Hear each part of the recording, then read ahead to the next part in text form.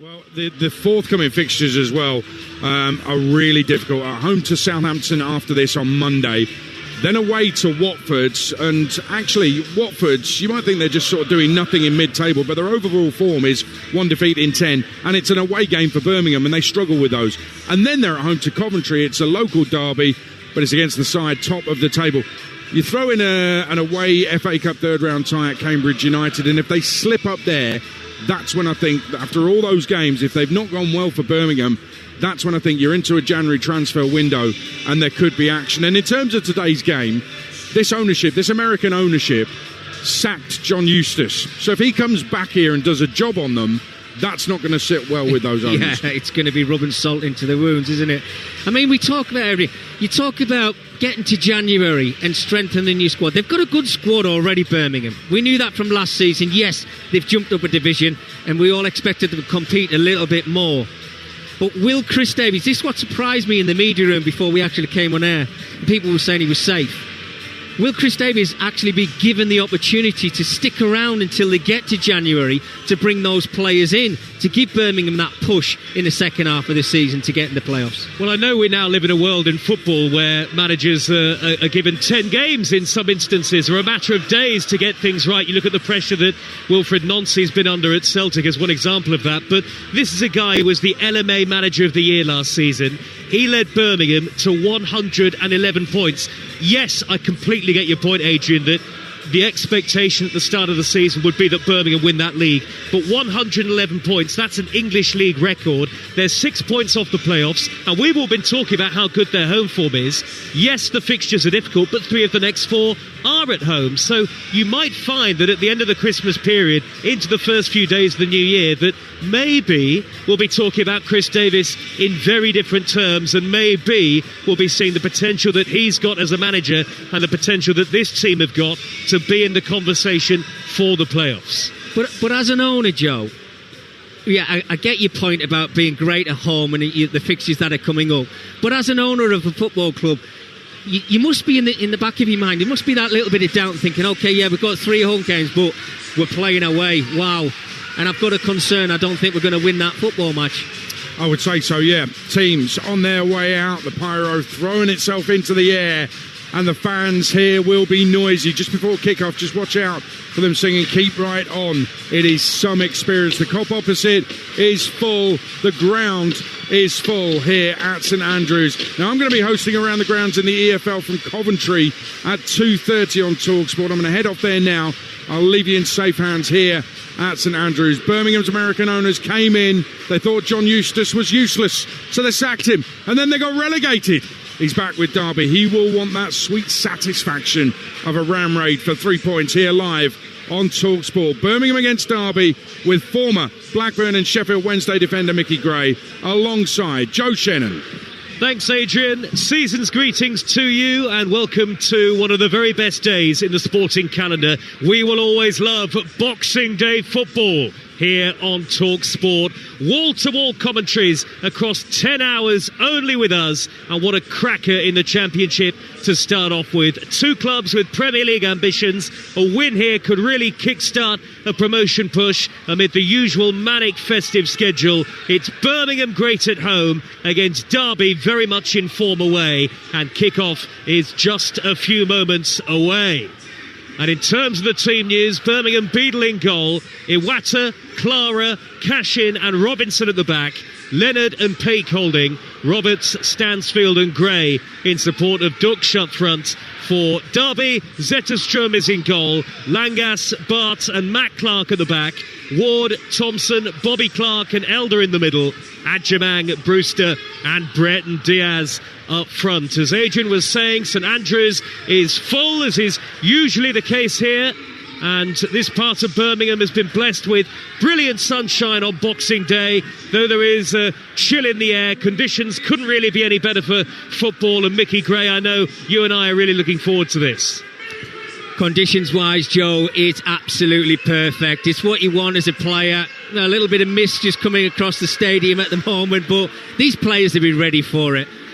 Christmas time is fantastic. This is the game that you look forward to, and I'm sure that every supporter in this stadium today are going to thoroughly enjoy this football match. Well, thank goodness that the EFL have prioritised one of English football's great traditions. A shame the Premier League couldn't follow suit, but we do have the only live Premier League game of the day, live and exclusive on Talksport at 8 o'clock.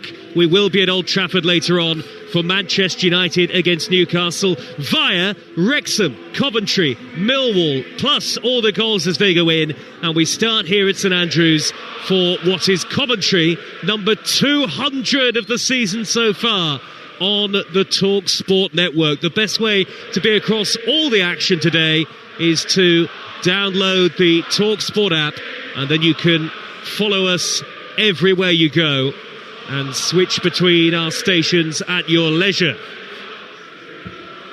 Well, keep right on, sing the Birmingham City supporters. A sold-out St Andrews and the special occasion of Boxing Day football. We've had a false start here. Derby kicked off, but they were a little too eager to get going. And we're going to have to do take two, with Derby playing from right to left in the first half towards the Tilton Road end. Derby in their traditional black and white, and Birmingham City all in royal blue, playing from left to right. And now the game is underway, live and exclusive to national radio on Talksport, the Talksport network, your home of the EFL. No other place to hear national radio commentaries of the Championship Leagues 1 and 2 other than with us.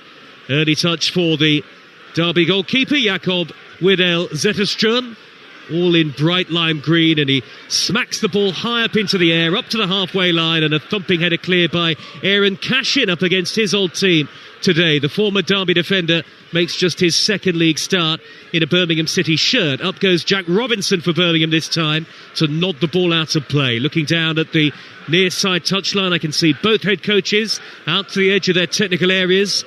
We're only about 20-30 rows of seats behind them, and this is a ground with intimate surroundings, a lot of history. The fans are nice and close to the pitch. It's just what you want in terms of atmosphere on a day like this. Birmingham 0, Derby 0, and we've had a minute of play here. And alongside me for the afternoon is Mickey Gray. Good afternoon to you, Joe, as well. Yeah, it's going to be interesting, isn't it, to see how Birmingham shape up. Do they try and get the ball into those wide areas with two quality players in Damari Gray and Patrick Roberts, who I know obviously from his Sunderland days as well. But there will be chances for the home team. Got to get that crowd involved in this game as much as they possibly can. But we know how good Derby County certainly been this season as well, and they'll be hoping to get off to that bright start. Well, Derby ahead of Birmingham in the playoff race at the moment. 4 points adrift of the top six.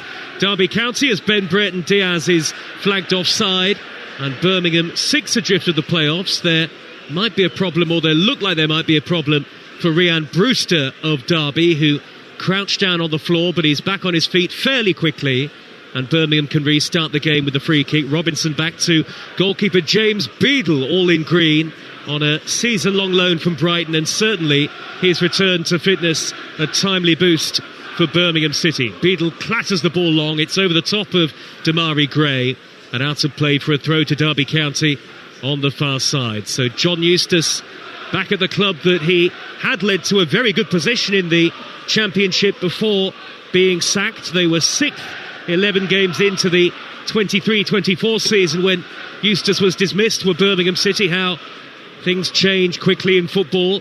The ball is on the halfway line. Derby can't keep possession, and Jack Robinson, who has started at centre half with Cashin at left back, is there to go back to Beadle again. Yeah, a bit of a surprise to me, that, I have to say, Joe, the Robinson coming into that central position. But he looks adapt, he looks quite calm on the ball as well. He's had a couple of touches early on in the game. It always settles it down, over Christmas period. You want those nerves to settle down as quick as you possibly can. And from what I've seen in the early stages, Birmingham have, they're trying to get the ball down and play some nice football, whereas Derby have been a little bit more direct.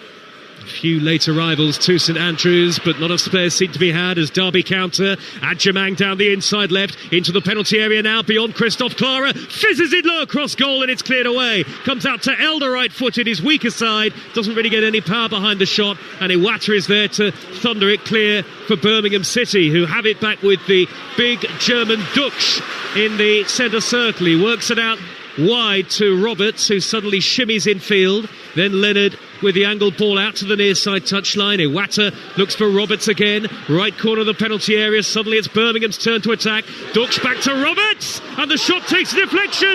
Gray is denied by the goalkeeper. Derby struggling to clear. Eventually Ward does, only to the midway point of his own half. Birmingham have still got possession. 0-0, but we've had chances at both ends, half chances at least. Matt Clark clears in front of his diving goalkeeper this time. Derby suddenly on the ropes a little here. Birmingham on the attack with Stansfield, and he will win a corner in front of the Derby fans, and the noise cranks up for the first time today at St Andrews with 4 minutes gone. Well, what a minute of football we just had. First opportunity fallen to Callum Elder on his weaker right foot. Didn't really look comfortable at all, but Patrick Roberts, for me, 10 seconds afterwards, he has to do better. He gets himself into a great position, should score. Oh, this is what it's all about. Boxing Day football on Talksport, no other place to be. Corner whipped in by Gray to the back post, header away and smuggled further clear by Derby's Thompson. Up towards halfway, Birmingham first to it with this amazing home record, of course.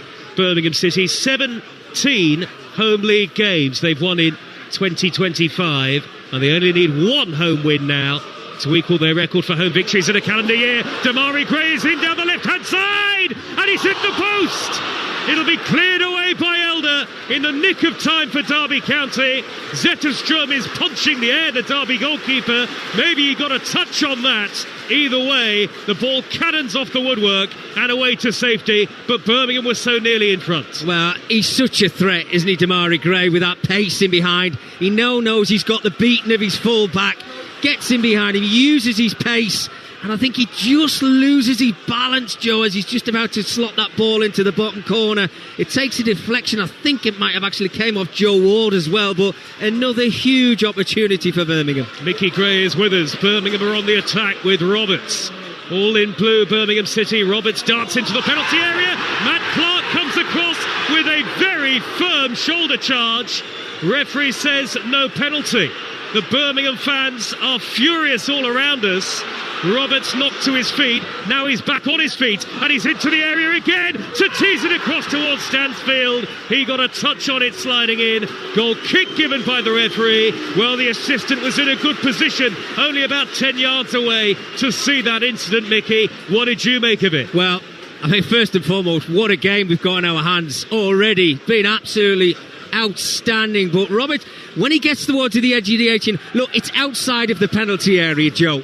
But do I think it's a foul? Absolutely. You can see he tries to shimmy in between two defenders, Patrick Roberts, and Clark knows exactly what he's doing there. He just closes the avenue up. No intentions to try and win the ball. Just wants to bring Patrick Roberts down. That's exactly what he's done, and he's got away with one for me.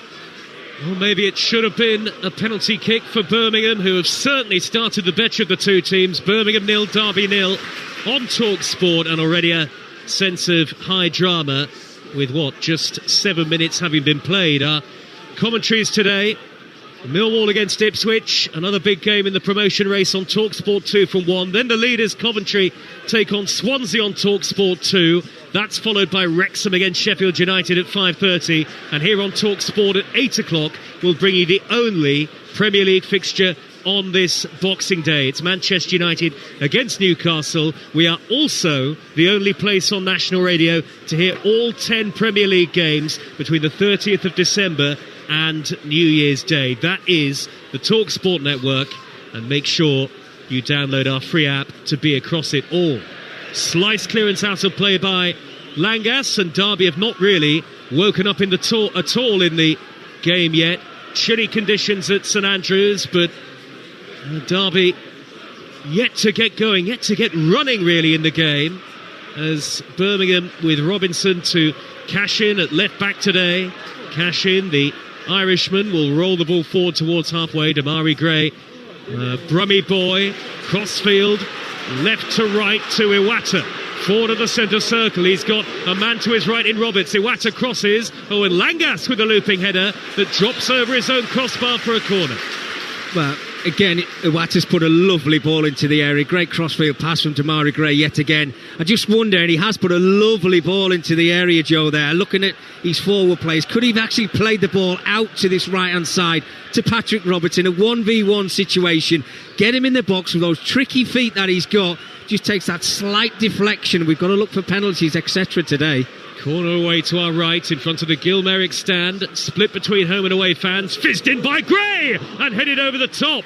Clara, if he'd got a touch to it, surely would have scored. It was he and Langas, I think, who went for that. And Clara, the giant Austrian defender, is holding his face. He might have a problem here. There might be a head injury. Yeah, I think he's going to be okay, Joe, I think. But what a ball into the area. Again, Damari Gray. I think it's Clark he goes up with there. There was a bit of contact. Yes, Matt Clark catching the back of his head, it looked like. Clara's ready to go again. 6-yard box flooded with blue shirts. Roberts delivers this time. Opposite end. Header away by Joe Ward and further clear by Matt Clark with the beard. High up onto the halfway line, and it's elegantly plucked out of the air by Sung Ho Paik, who will get it back from James Beadle, the goalkeeper, and that brought a round of applause from some of the Birmingham fans around us here in the old main stand, the Garrison Lane side of St Andrews, if you know the ground. And Chris Davis applauding the control of Paik. Here is Gray on the halfway line, and I think we've already seen Mickey Gray in the first 10 minutes exactly why Birmingham are a completely different team here at St Andrews. It's amazing, isn't it? Because they all look comfortable. They're playing some wonderful football. They're doing the right things by getting their forward players involved in the game as quick as they possibly can. They look a threat. Where's that threat away from home? But they can't worry themselves about that right now. It's about today, and they've started so brightly. Stansfield for Birmingham, playing the ball backwards to Cashin, and now Robinson midway inside his own half of the field. They are with the possibility here, Birmingham, of effectively 3 centre-halves when they're in possession. You could go Clara, Robinson and Cashin, though of course Chris Davis does prefer the 4-2-3-1. Duksh, the giant striker, tall and slender, has given it away. Derby go back to goalkeeper Zetterström. First time clearance high down the centre. Free touch for Brewster jumping. He couldn't get it under control with his high boot raised. Then Bart slides it on Duksh, and the referee, I think, has spotted an offside against the former Werder Bremen striker, who made his senior debut, would you believe it, under Jurgen Klopp at Dortmund. So he's got a good pedigree, does Marvin Duksh, but he hasn't scored in a month, and Derby have a free kick.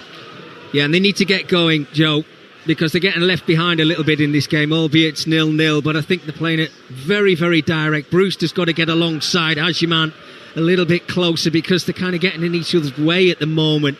Brereton Diaz, I don't even think we've mentioned his name. Looks like he's kind of drifted into a 10.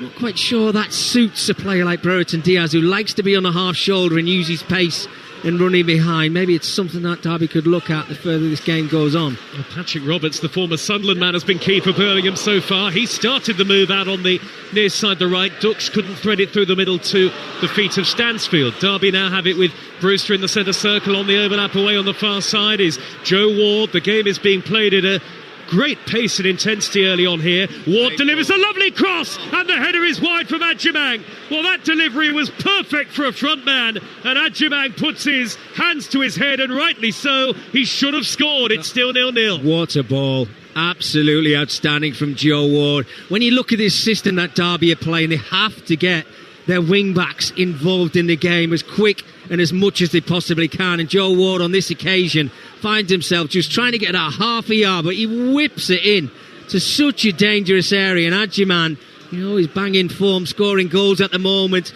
That's a big chance for him, I have to say. 12 and a half minutes have been played. I don't believe that it's still goalless, Mickey. Yeah, look, it's brilliant. One thing it's lacking. Absolutely, look, it's great for the neutral, which we are, Joe. We're enjoying it. It's end-to-end football. Everybody's enjoying it. We've had so many chances in the game. Look, we should have seen goals already. I think Patrick Roberts, for me, down this right-hand side, has to score when he cuts in on his left foot. and there's been some big opportunities in the game, but for me that was the best of them. Well, Damari Gray's gone down injured here, so Birmingham are going to have to get the physios on for Gray, and it's 0-0 here on Talksport. Karen Carney, the former Birmingham and England player, is here, her first game since winning Strictly last week, so Karen watching on from the stands today. Gray is being treated, and that'll allow Derby and Birmingham to get the players across to the near side and take on some instructions, and John Eustace is barking orders at some of his Derby players, and actually I think, Mickey, Derby will be grateful for the chance to get these messages across. Yeah, just talking about John there, this is a game he'll want to win as well, Joe, so he'll have worked tirelessly hard with his players to get them organised, knowing that he was playing against a very good Birmingham City side who are on form certainly at home. But you get the players across, you wonder what's gone wrong in the first 13 to 14 minutes of this game, and you just try and address it, and it might be a little tiny little tweak that might just help them out a little bit. But for me, from what I've seen so far, they've been a little bit too direct. Get your wing backs involved in the game as much as you probably can. Bobby Clark and Thompson as well in that midfield area. You don't need to faff around in that midfield area when you're playing against a Birmingham side who are going to press you. Get it out of your feet, get it into wide positions, and use old forward players who you know have got goals in them. Well, we're right behind the Birmingham dugout here, Mickey. I'm just having a look to see if they are going to have to make a change. Gray is on his feet, and he walks away to the far side, and he is going to have to come off, and that's a blow for Birmingham City. Damari Gray is injured and cannot continue, only 15 minutes in, and so Lewis Kumas, who is on loan from Liverpool, a Wales international. His dad Jason was a terrific player at championship level, played in the Premier League too. Lewis Kumas for Damari Gray. How will that change things for Birmingham, Mickey? Well, what a shame, because Damari Gray has started the game really brightly. Two big opportunities, he's hit the post with one as well. But it gives us an opportunity, and it certainly gives Lewis Kumas an opportunity to impress. He's going to get a lot of minutes in this game, and it's a frantic game, so just go and show us your abilities. It absolutely is, as Derby surged forward on the attack straight away. Elder pulling it back towards the edge of the penalty area. Cashin got something on it, and then it's clattered high upfield by Iwata for Birmingham City, playing it right back again today. Kumas's first challenge is to take a quick throw on the halfway line. He was actually blocked off by Langast, and he's going to leave it here for Cashin instead. They'll be underway at the Den in about 15 minutes time over on Talksport 2 for Millwall against Ipswich in the Championship. Millwall in the playoffs, Ipswich likewise. Ipswich, you'd think, very much still in the race for automatics.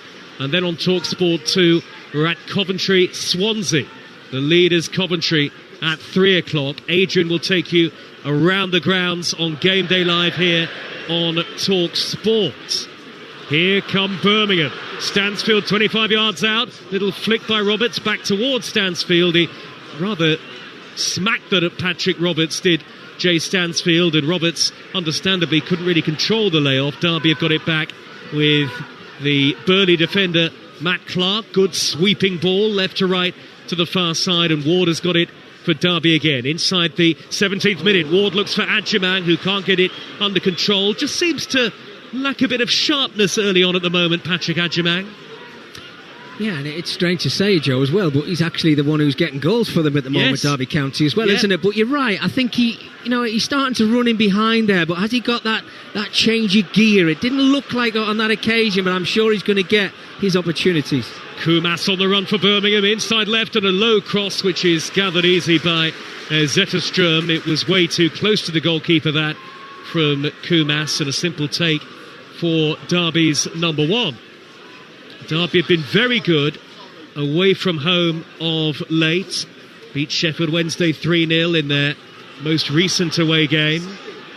Adjumang scored 2 of the 3 goals that day, and he would have expected to have scored for Derby already this afternoon. Birmingham have had big chances as well, but it's still 0-0 as Clara goes through the back of Brereton Diaz on halfway, and that's a clear foul and a Derby free kick.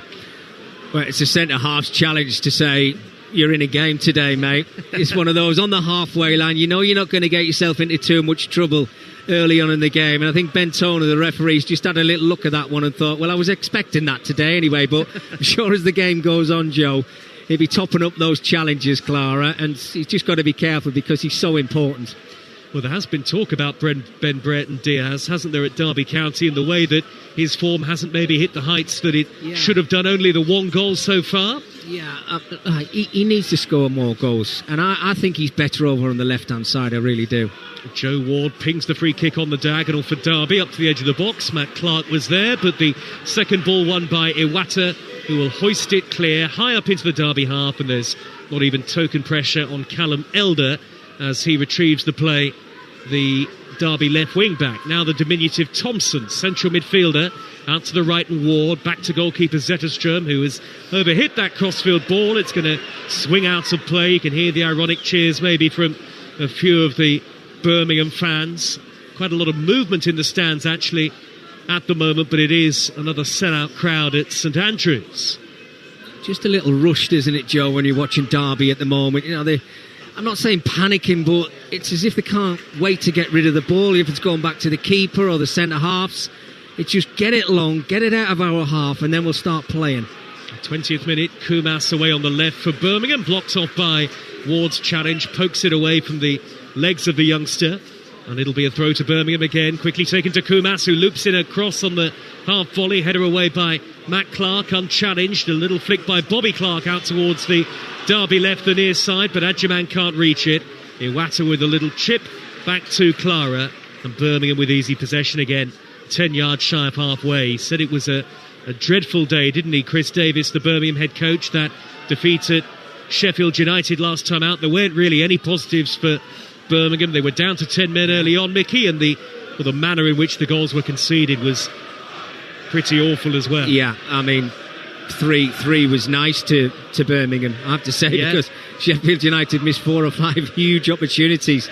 And it's always hard when you go down to 10 men, and 80 minutes or 70 minutes I think it was that they had played with 10 men. But it's that form away from home. You want everything to be perfect, and when it's not, you start scratching your head wondering, right, how am I going to start winning away games? Because if we don't, we're not going to challenge those playoff positions this season. Well, these two teams will be halfway through the campaign by the end of the game today. Leonard for Birmingham, centre circle, simple sideways pass to Iwata. Further ride is Roberts, right-hand edge of the penalty area, taking on the defender who's backing off, and Roberts with a low shot in at the near post. It's easily gathered by Zetterstrom, the Derby goalkeeper. It is still Birmingham 0, Derby 0, and Bobby Clark, son of the former Birmingham manager Lee Clark, who of course was a very good player, is down momentarily. He's going to slowly limp to his feet. Ben Toner, the referee, having stopped the game, and it's Roberts, a player on loan from Sunderland, Mickey, who you know well, and he looks like a real threat at the moment for Birmingham. Do you know the interesting thing about Patrick Roberts is he's got a wonderful left foot, and I think playing on this right hand side always suits him. He's got the trickery, and he gets himself into some brilliant positions like he already has done in this game, Joe. His goal tally has got to be better for the talent that he's got, and assists he's got to try and improve. If you're not scoring goals, your assists have got to be high. They've got to start improving for somebody like Patrick Roberts, and again he's got to try and find that club where he's a little bit settled for the next 2 or 3 seasons, but very good player. It's only 2 goals for Patrick Roberts so far.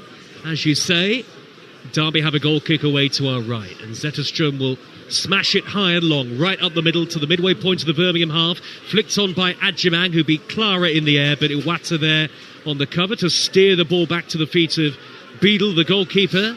Now Robinson trying to carry the ball forward from midway inside his own half. Robinson has brought it fully 20 yards or so, and a lovely ball sprayed out to the right high to Roberts, who takes it in his stride, one-on-one with Clark. Roberts still going on to the left foot into the area with the shot, well blocked by Langas. Some of the Birmingham fans wanted handball. My first reaction was no, and certainly that the case for Ben Toner, the referee. But there's that Roberts running again, and it's causing Derby County all sorts of problems on this Boxing Day so far.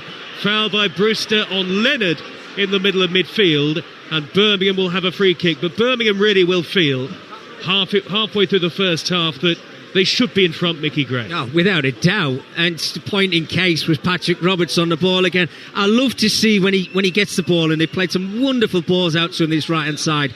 The last one coming from Robinson. But he gets into the box, but how easy it is for him to work onto that left foot. It looks like he's going to shoot. He checks again, and then he drops his shoulder. Get your shot away and score more goals, because he could have had a hat-trick already in this game. Well, maybe you're only just awake on this Boxing Day, but it's great to have your company, and keep it Talksport and Talksport 2 for the rest of the afternoon and well into the evening as well. We've got Man United against Newcastle at 8 o'clock here on Talksport, as Zetterström clears long once again for Derby. The ball ballooning up into the air. Robinson really went over the back of Brewster. It was a rather clumsy challenge. Derby have it with Bart. Another high ball fizzed upfield. Adjaman can't get there. Robinson turning back towards his own goal, and he's managed to shift it out to the right back. Iwata back to Robinson again, and actually that was good composure by the former Sheffield United defender Robinson. But you're absolutely right, Mickey. Derby's first thought whenever they get possession is to clatter it forward straight away. And look, there are many ways to win a game of football, and John Eustace is very good at doing that, but there's got to be a more attractive way. Roberts puts the ball through the middle, and now Kumas is chasing it for Birmingham. Across comes Ward.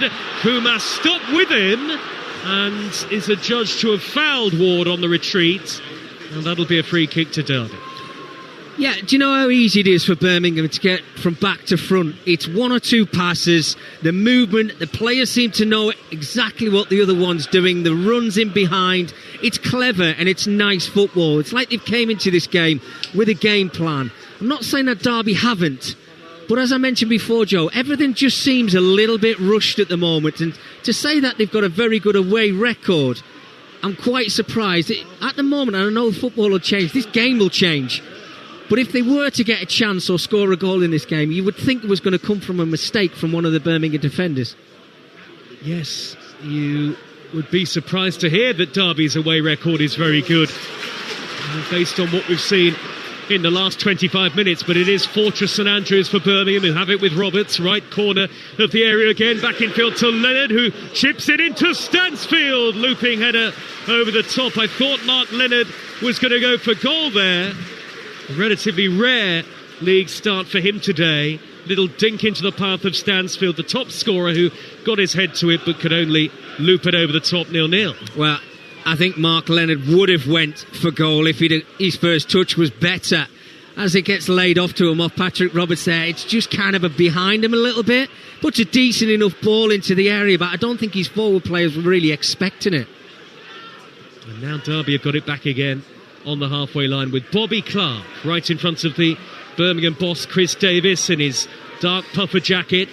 Very cold today in the second city. Matt Clark to the left of the three centre halves for Derby.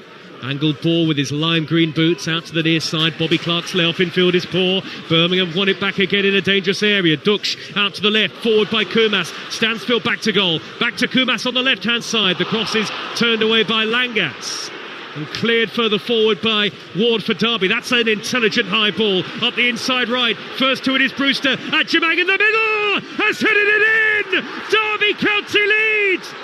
What a clinical counter-attack from back to front in an instant for Derby County. Brewster flicked it into the box, and there was Adjaman. A free header, a downward header into the net. Birmingham 0, Derby 1. Well, I did say it would take a mistake from a Birmingham defender, and on this occasion, Jack Robinson, he just switched off at the wrong time, and you cannot do that when you've got a player playing against you like Ryan Brewster, who's got pace to burn, because it's just a long ball, a hopeful ball forward, and it's a foot race, and Brewster wins hands down. But he's cool when he gets into the 18-yard area, because the ball is bouncing. And as he loops that ball into the area, Adjaman's got away from his marker, and it's a super header. Does everything right, keeps it down, fires it low into the bottom corner. Did not see that coming, but that is football. That is championship football. And at the moment, that is Patrick Adjaman. What a goal for Derby County. Adjaman, who has scored the vast majority of his Derby goals away from home, is on target on the road again. and Derby were on the defensive, and then 2 passes and goal. 1-0 they lead at Fortress St Andrews, and here they come again. Adjumang away on the inside left, and out comes Beadle, the goalkeeper, to clear. Only as far as the halfway line. It'll be picked up by Thompson, but Derby don't have it under control. Birmingham won't believe that they're 1-0 down. But such is the unpredictability of this division. That's just one of the many reasons why we love the Championship on the Talksport network. And they're underway any minute now at the Den for Millwall against Ipswich on Talksport 2. Birmingham 61% possession, 8 shots on goal, the 2 on target, and Derby score with their first effort on target to lead 1-0. Absolutely incredible, Joe, isn't it? Football's just mental at times, because they have been second best Derby County in this game, and you know, it's taken nothing away from the way Birmingham have approached this game. They've been outstanding, but it's about being clinical when you get those chances. You cannot keep missing the chances that Birmingham have in this game, because that chance was always going to come for Derby County with the pace and the power they've got in those forward positions. A yellow card for the former Peterborough man Joe Ward for delaying the restart. Free kick to Birmingham midway inside their own half, and John Eustace back at Birmingham City, and his Derby team lead, and 2,000 away fans away to our right going absolutely wild when that goal went in. A very strange goal in some ways, but the epitome of a quick counter, in the sense that Derby made up so much territory, in fact almost the length of the field, in the space of one pass, and then another, and it was headed in by Adjumang. Kumas in the left wing position, far side for Birmingham. Back to Aaron Cashin. Birmingham then looking for an equaliser. Cashin's layoff slightly overhit, and Kumas has done well there, I think, to win a corner off Ward, Mickey Gray. Yeah, it was sloppy, wasn't it, from Aaron Cashin. No concentration on a simple 5-yard pass that should have set up his wide player just to whip that ball into the area. It looked like he turned away from it before he actually laid the ball off. They've been fortunate because they've got a corner from it. It's going to be taken by the number 12, Leonard. Derby bring everybody in black and white back to defend this corner. Almost everyone in blue forward for Birmingham. In by Leonard to the near post. Duksh knocks it back away from goal, only to the feet of Paik. Then the delivery is high in by Kumas. Header away by Langas on the retreat. Poked only half away by Bart, who then slides in to make a great block. And now it's dropped to Roberts. The ball bounces up onto his arm, and the referee rightly gives Derby a free kick. It was Stansfield whose shot was blocked by Danny Bart, having made the original error. Derby survive, and Derby lead by a 0-0. Well, what I would say about Derby defenders, Joe, albeit they haven't started the game very well, they're throwing their bodies on the line. I think they've done it on 3 or 4 occasions, with Roberts a couple of occasions down this right-hand side who's had shots that have been blocked. On this occasion, Danny Bath coming into the starting 11 again today, just threw himself at that to keep that ball away from the Derby County goal. Adjumang has knocked the ball backwards, and Bobby Clark lets it run across his body. Birmingham win it back just inside the Derby half, and they get a free kick. Now the midway point of opposition territory for a foul on Roberts. This is Talksport, our 200th live commentary of the season so far. We've got more than 300 still to come over the course of the second half of the year, including every game of the 2026 World Cup in the United States, Canada and Mexico. It'll be all live on the Talksport network, your home of football. Free kick then to Birmingham, about 10-12 yards infield from the near side to right, and again plenty forward now for Birmingham City, with Leonard standing over it once again. Derby trying to hold a high defensive line. We've had over half an hour. Leonard to whip it in right-footed, a great ball. Clara went up there, and the flag is up on the near side anyway. I think Clara almost took it off the head of Robinson there, but it wouldn't have counted regardless, Mickey Gray. Yeah, you're completely right. Hit the nail on the head there. Where's the little bit of communication? And albeit they're not to know that they're in an offside position, because it's a fantastic ball again into the area. But Clara, he wanted it so much, it was like he started to lean back just to make any kind of contact on that whatsoever. And Jack Robinson, should he just give him that little shout to say, I'm here, it's mine? And he would have had a free header on goal. The ball has just been thumped forward by Langas, and it's going to trickle out to play for a Birmingham throw. Right back position near side. Bright sunshine on the very near side touchline, but the pitch itself is covered in shade. John Eustace just looking up into the last little bit of that sunshine. The Derby head coach is his team out of possession again, having some work to do. Birmingham have dominated large parts of the match, you'd have to say, but the all-important stat is that it's 1-0 to Derby. Thompson intercepts for Derby, midway inside his own half. Floated ball long by Matt Clark, flicked by Brewster, one back by Robinson, down the middle to Stansfield, further forward is Dux, back towards Stansfield in the area, smuggled away. Dux not having a great afternoon so far. Leonard sliding in firm but fair on Brereton Diaz, but it's out for a Derby throw. Yeah, Dux just got to make a little bit more of a nuisance of himself. His hold-up play is pretty good, but his lay-off play is a 3 out of 10 at the moment. He's got runners left and right, but he's trying to play down an alleyway. He's got 3 centre-halves. It's so difficult for an on-runner to try and get him behind him just to get that chance away, and it's always frustrating. You come back into the starting 11, you want to impress, but sometimes you try a little bit too hard, and I think that's probably the case with him. Birmingham City 0, Derby County 1. Birmingham have possession on the halfway line with Robinson. Little square pass to Leonard. Leonard back on his outside to find Paik, and now Clara again. The blonde-haired number 4. Forward to Leonard, and Birmingham a little slower to build here, building rather more patiently.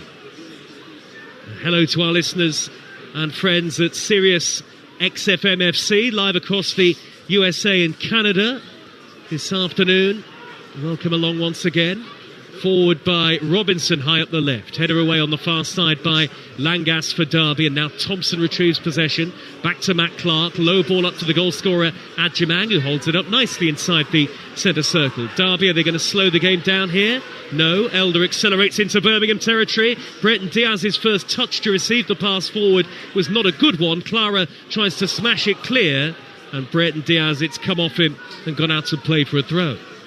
Well, I would say a little bit of rustiness, but I think it's a little bit of nerve from Brereton Diaz, because that was a decent enough ball into him and he got away from his marker, but his first touch just made him go backwards yet again, and he just hasn't got that luck, that good fortune, the confidence at the moment to get away from his marker. And they're the chances that Derby have looked for throughout the whole of this first half.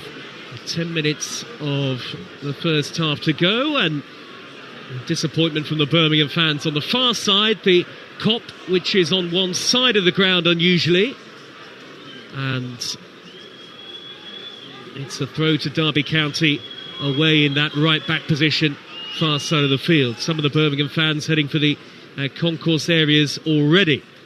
The ball is going to be cleared upfield by Matt Clark, high to the halfway line. Robinson nudges it forward to Leonard, who pushes it back to Robinson. Can see Chris Davis, the Birmingham head coach, wasn't too happy about that. Last season's LMA Manager of the Year.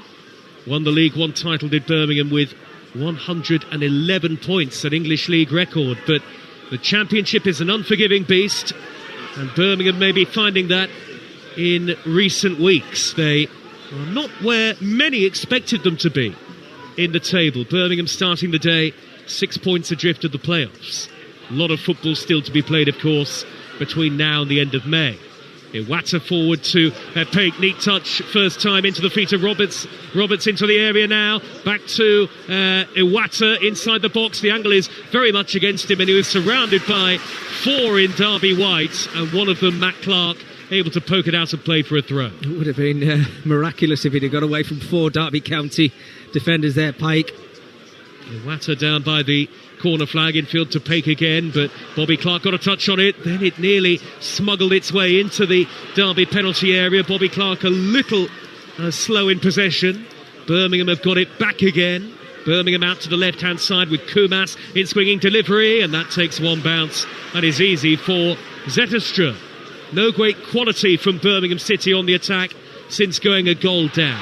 We've had 37 minutes on Talksport. Adjamang looking to race away down the left-hand side. The American bundled over by Leonard, and the free kick to Derby at the Tilton Road end. Well, it's not good play, but it's effective play from back to front from Derby County. Zetterstrom, a long throw out of this left-hand side to Adjamang. And a couple of challenges later, he's on the opposite 18-yard area, and he gives Derby County the opportunity to get that ball into that Birmingham City area. So, you can watch all the pretty football you like, Joe, but it's about getting the ball up the other end of the pitch and putting the ball in the back of the net, and Derby County have done that so far. And they are really used to this system that they play, aren't they? The 3-4-3, 3-4-2-1, whatever you want to call it.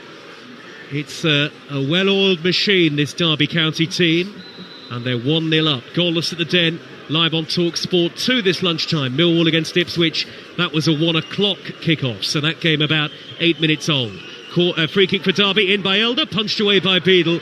Two-handed the Birmingham goalkeeper. It's come to Brewster, 30 yards out. He rolls the pass to the right, and it's been intercepted by Roberts, who can race forward now. Roberts down the inside right for Birmingham, to the edge of the area, tripped from behind by Ward. He could be in trouble here. Joe Ward gets a second yellow card, and 2 yellows make red, and Derby are down to 10 men. With 6 minutes of the first half remaining, it could be a long afternoon for them now. Well, it certainly could, but I take you back to the move from Birmingham City, and what a first touch from Patrick Roberts after Derby County give the ball away. He flicks it round Joe Ward, and he just gets on his bike, and as he gets towards the edge of the 18-yard area, and you know you're on a yellow card, you cannot make contact with Patrick Roberts, and that's exactly what Joe Ward's done. No intentions to get any contact on the ball. It's a stupid foul, it really is, because he's got help around him. Stay on your feet, you know you've made a mistake, but stay on the pitch. And now he's off the pitch, and it's going to be so difficult for Derby County to hold on to this lead. Well, he's being waved goodbye by the Birmingham fans here, Joe Ward. I think he knew at the moment of impact with the heel of Patrick Roberts that he was going, and so while Derby lead 1-0, they are down to 10 men, and a Birmingham free kick in a very dangerous position, about 20 yards out, right of centre, 2 over the ball. Dux will take it right-footed, and Zetterstrom is there to claim it. Diving to his right-hand side, holds onto the ball as well. I have to say, I was expecting Patrick Roberts, the form that he's in, Mickey Gray, to hit that with his left. Well, absolutely. I mean, Dux, as you mentioned, Joe, he's not had a great start to the game. You said he looks as if he's trying a little bit too hard. Yes, he gets the ball over the top of the wall, but I think it's going wide. It's one of those camera saves, isn't it, from Zetterstrom? But get Patrick Roberts on it. He's full of confidence with that left foot. He won the foul. He should be taking the free kick. Well, it might be all set up for a Birmingham recovery here. Derby are going to have to play with 10 men for 50 minutes plus. 5 minutes of the first half remaining on Talksport. Birmingham fans finding their voices. Cashin crosses high left-footed. That's Zetterstrom's ball. Plucks it out of the air with ease, the big goalkeeper. Well, if you think about it, Birmingham are in a position that they found themselves in last week, going down to 10 men, so they know exactly how it feels and what it's like and how difficult it is to keep hold of something in the game. Now they get the opportunity to play against 10 men. Can they react to that?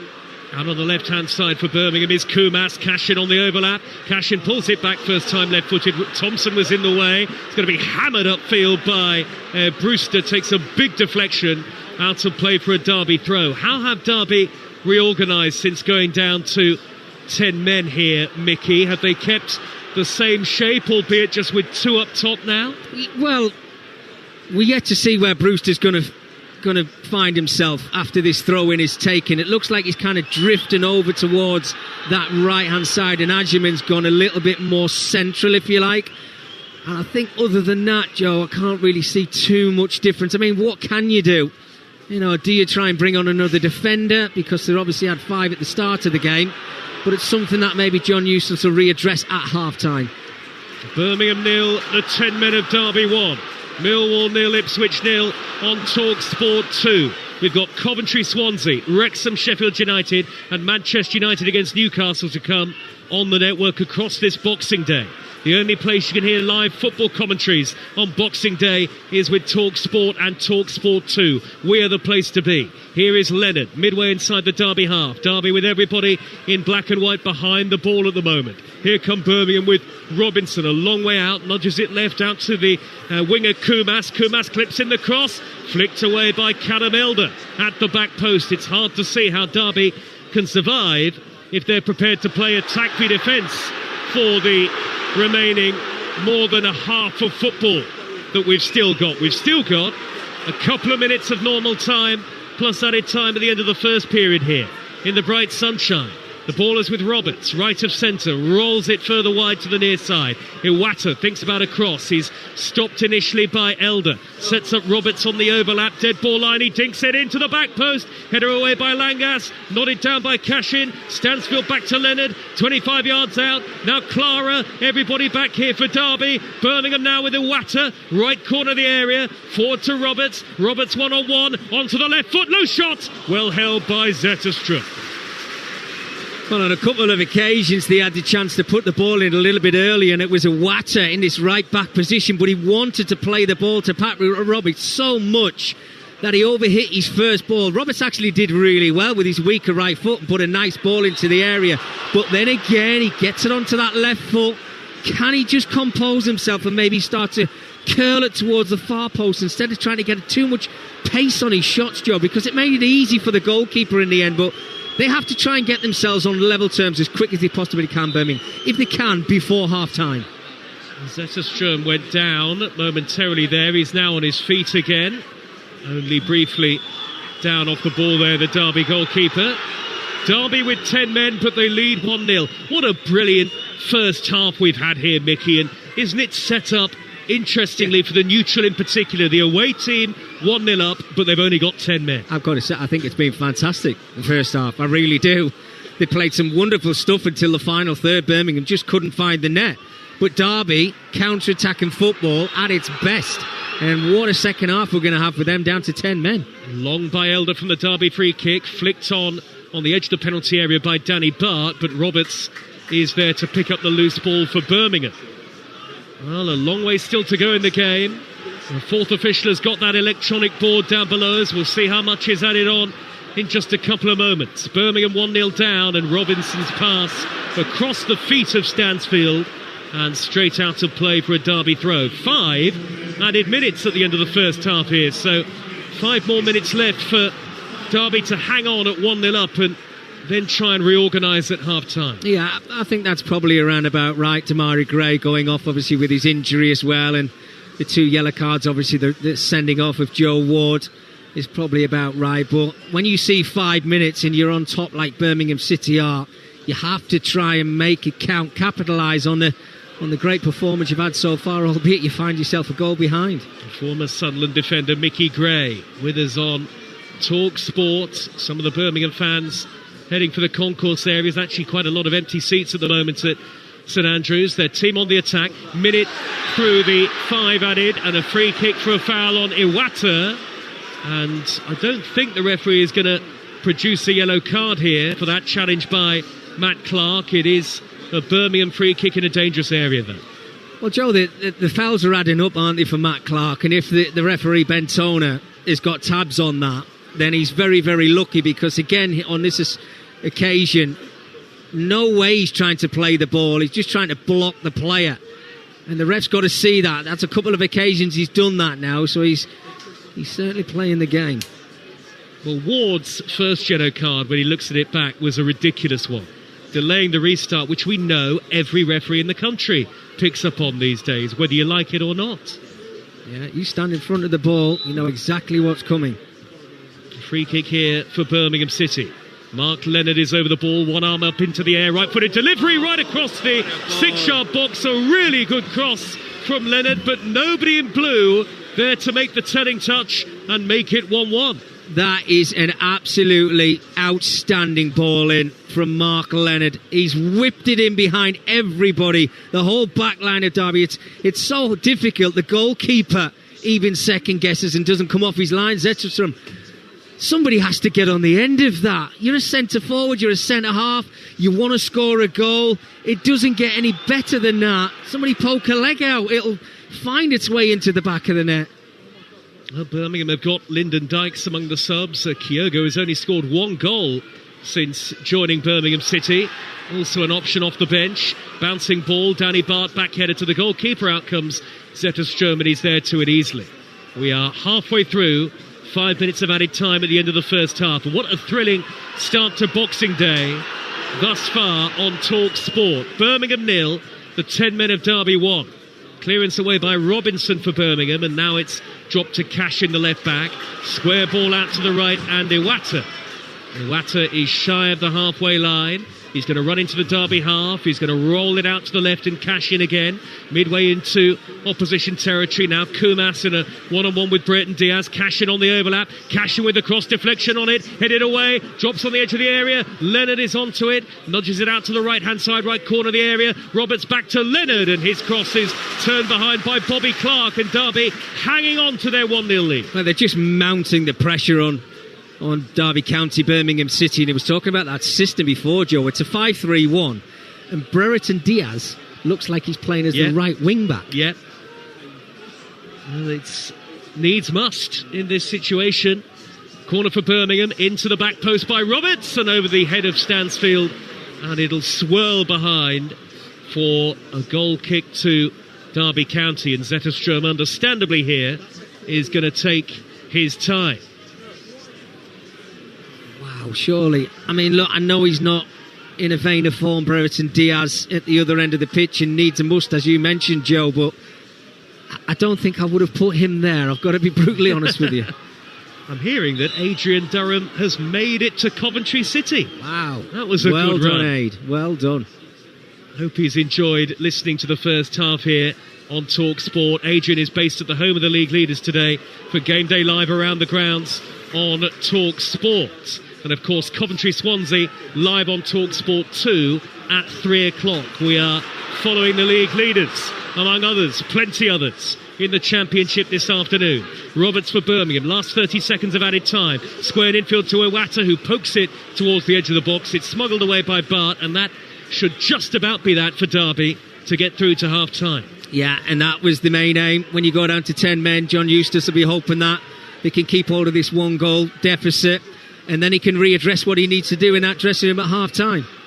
Yes, 1-0 to Derby it is. Leonard out to the left-hand side for Birmingham. Looks for Kumas again. Taking on Ben Brereton. Diaz goes on the outside. Dead ball line. Dinks it in. High towards Duck. Header away by Matt Clark. Chested down by Clara. And the referee blows the half-time whistle. What a first half to start 10 hours of live football across the Talksport network. Birmingham have absolutely dominated, but Derby lead by a 1-0, though they are now down to 10 men. Patrick Adjaman gave Derby the lead 27 minutes in after a counter-attack, but Joe Ward has since been sent off for 2 bookable offences, and Derby will have to hang on to this lead at Fortress St Andrews in the second half if they're to come away with all 3 points. It is perfectly set up. It is Birmingham 0, the 10 men of Derby 1. Well, welcome to Coventry City, the home of the Championship leaders. Yeah, I've made that trip from Birmingham to Coventry. Just got here, but the great thing about doing it this way on Boxing Day, Mickey Gray, is I've had to listen to your commentary, and it's absolutely superb. It has filled me in exactly on how the game has gone. I actually felt like I was at the game at times, given the way it was being described. Superb listening on Talksport to that first half. And I can't believe that it's 1-0 to Derby, because Birmingham was so on top listening to your commentary in that first half. Chris Davis will be absolutely gutted.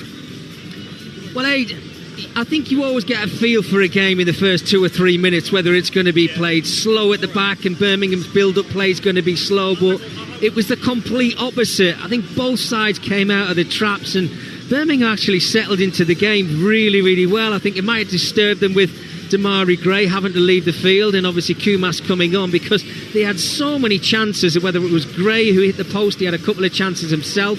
Patrick Roberts has looked lively down this right hand side. The only thing that's missing from that first half Birmingham performance is a goal. I have to be completely honest with you. The opposite from Derby, they looked a little bit nervy, they were giving the ball away, and they're just hoping that those long balls were going to pay off, and boy did it pay off. Old school football, if you like, that long ball, the pace from Brewster, a wonderful ball into the area, and Adjaman there in the right place just to nod it into the bottom corner. But that's what football's all about, scoring goals and winning football matches. And it's now down to Chris Davies to come out in the second half and come up with the answers to beat 10 men Derby County, because they need to. Home form's been key for them this season, and you cannot keep switching on and off form. Home form is key, win your football matches, but they've got it all to do in the second half.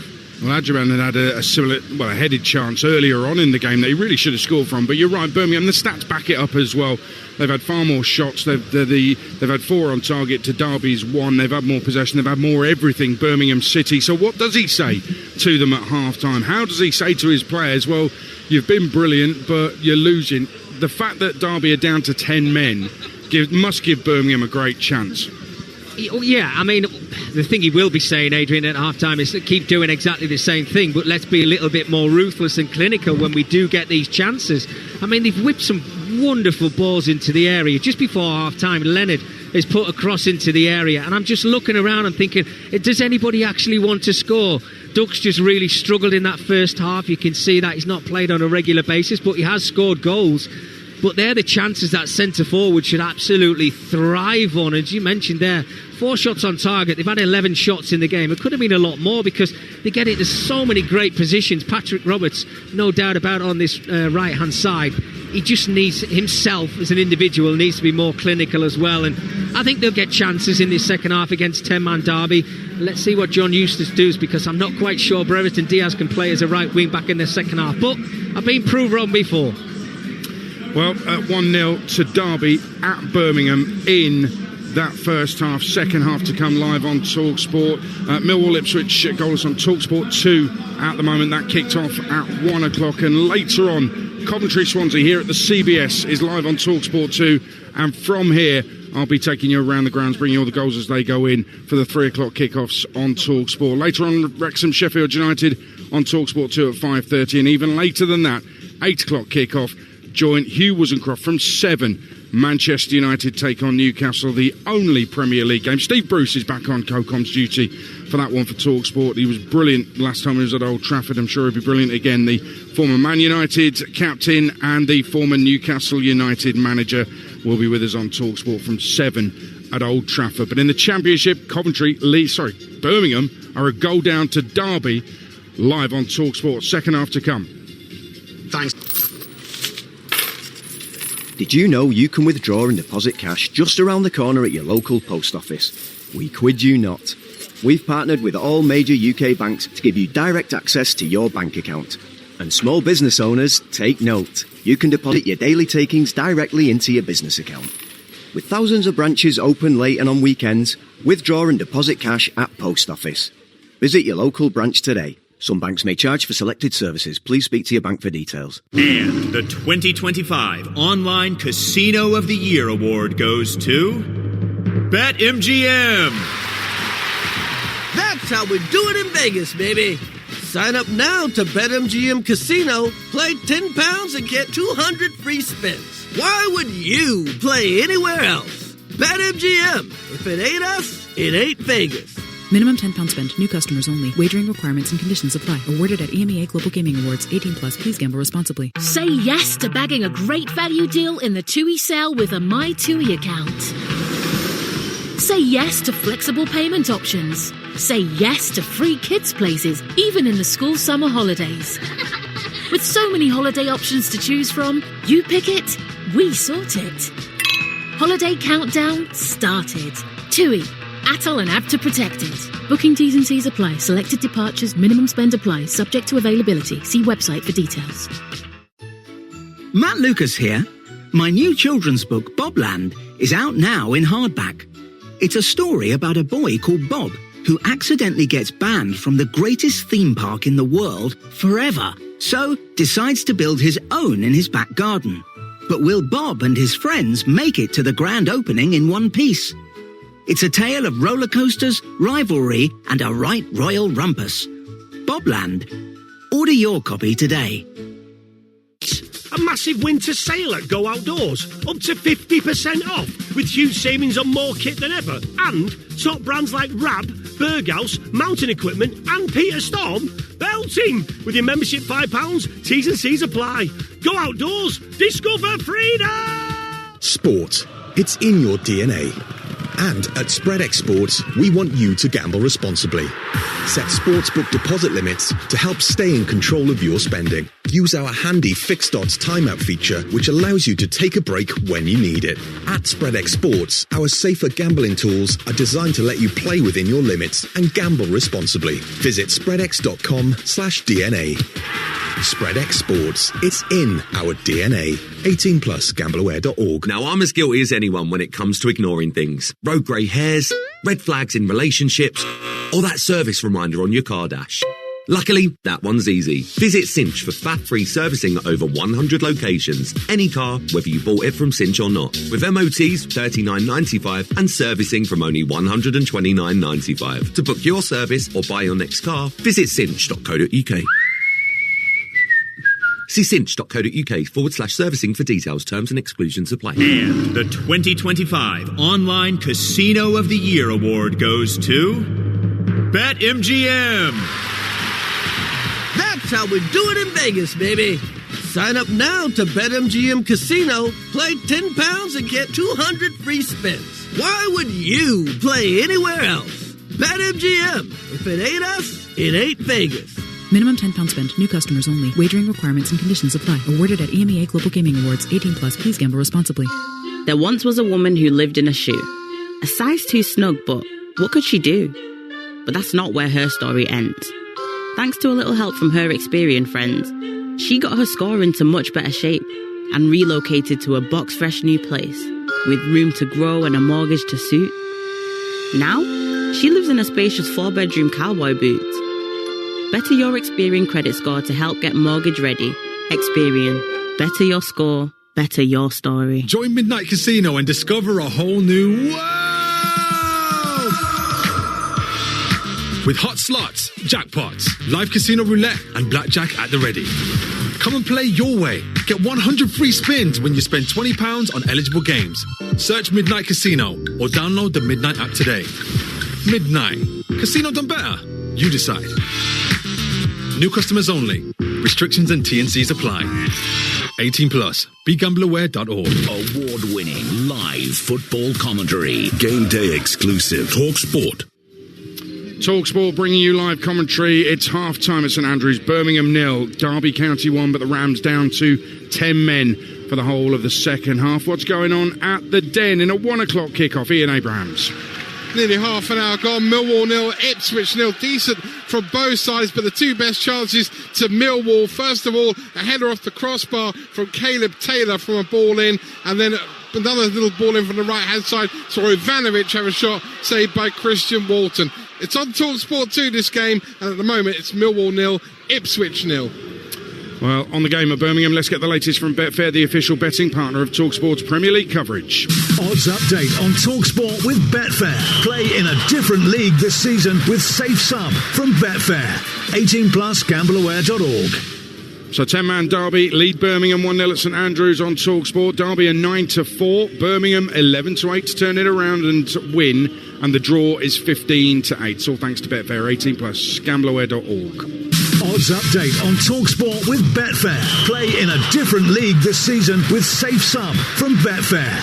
18 plus gambleaware.org. Time now for us to hear from some more of the Talksport team with Enterprise Rent-A-Car. Home and away on Talksport with Enterprise Rent-A-Car. Whatever it is, we're here for it. And let's bring in our guys. Perry Groves is here alongside me at commentary. Ian Danter, the commentator, is here. They're on Talksport 2 for commentary against Swansea at the CBS Arena. Surprised to see me at half-time, are you? I don't think you'll put enough effort, Aid, actually. We need more determination from you, I think, for the Talksport cause. I think it was a hologram. I think it was a hologram at St Andrews, and now you've just shown up here. AI. All I can say AI Durham. Yeah, exactly. I think giving up alcohol a couple of years ago has really helped me enormously, especially around Christmas time. But yeah, it was quite the drive. I don't think I've broken the speed limit and just about got here. But what about this game today? Coventry, Perry have had a little bit of a wobble, haven't they? Yeah, a little bit of wobble, but, 2 draws and a win in your last 3 games. That's how well they've been playing. And Dance and myself have been lucky enough to see Coventry a couple of times. Saw Ipswich, where they were very good in the first half, but they went a goal behind, and in the second half Ipswich were outstanding. Nunes was brilliant for Ipswich, and they lost that game. We saw them here against Charlton, and they went 1-0 down, But the thing, Aid, that we noticed, didn't we, Dance, was that there was no panic. There's a belief in this Coventry City side where you got likes of Thorpe and Grimes in midfield. They controlled like the whole game, and they knew that they was going to get back in it, and they knew that you could tell that someone was going to get them out of trouble. And exactly what happened. It was Eccles who scored the equaliser, and then obviously Sims got his brace, and there was just a calm assurance about them. But they've shown a different side. If you look at the Southampton game, obviously going down to 10 men for virtually the whole of the second half, Frank Lampard, and I love the manager's notes in the programme, he was just all about desire and finding other ways to get yourself through games, and that's what Coventry have done. They've not got a huge squad, Coventry, but he does make use of it very well. I would imagine a lot of Coventry fans would have seen the fact that Kitching and Thomas were both out against Southampton. In comes Latibaudier, in comes Wolfenden. Probably not played together that often, not regular starters, and there would have been a bit of consternation about that, but they did okay. When Bidwell comes in for De Silva, left back, he does okay. If you ask Kessler, Hayden and Van Eyck are great competition at right back. Van Eyck's been dominating that particular 50-50, but I think Lampard's skill is the sort of horse whisperer that he is to all these midfielders, and what he's doing for Eccles, what he's doing for Rodoni, what he's doing for Thorpe. It's no secret that a player of his calibre as a midfielder, what he did for the game, should be able to pass that on to players who they are clearly training on under him, these guys I've just mentioned. But the problem is Thomas Asante's still out, so that there's goals being deprived to him at the moment, and Haji Wright's only just back fit again. So, but there's no panic. It's just that he's pointedly put a couple of goalkeepers on the bench for a couple of games, as if to say to Doug King, come on, get your hand in your pocket, give me a couple more. See a lot of managers do that late December ahead of the window. It's not subtle though, is it, to be fair? It isn't. On Swansea, I mean, they've hit a bit of form, so this is a real test. This is a proper game for you two live on Talksport 2 this afternoon. Yeah, since Vitor Matos has taken over, obviously they lost their first two, now they've won 3 of the last 4. And we're just calling it, it's not is it a derby, Swansea Wrexham? Yeah, just a Welsh derby. It's a Wales derby, but they're miles apart. Exactly, yeah. But they're in each other's heads, so we'll call it like the derby. And going 1-0 down, 1-0 down for 70 minutes, and then Potnik getting the equaliser and then scoring the winner. Mind you, Okonkwo, to be fair, he was like Superman, like completely missed the punch. And he thought, what I'll do is I'll catch the cross. And he go, no, I won't. I'll just drop it down the line. Adam Eder scores. So that gives you a massive injection of confidence. And again, with Frank Lampard, sorry, Dan, he was saying he knows that Swansea are going to come here and they're going to press. It's not going to be, a team that sits back and defends and go, right, you've got to break us down. So we've seen a basketball game here before. We probably will see one again today. I saw Swansea at the Swansea.com when they lost to Manchester City in the League Cup, and they took the lead. Gonzalo Franco scored a beautiful opening goal, and that defeat actually started a really bad run that cost Alan Sheehan his job. So I don't know whether there was kind of a hangover from seeing a side as good as City turn up down there and give them a bit of a tatering by the end of it. But there's good players in there. Matt Grimes will get a good reception, I think, from the travelling support who are up there today, because he is loved and he is missed, and it's another example of very judicious work in the transfer market from Frank Lampard. We didn't have a great deal to work with. I heard you talking earlier with Mickey about Carl Rushworth. Totally agree. I thought Michael Cooper was the best goalkeeper in the Championship.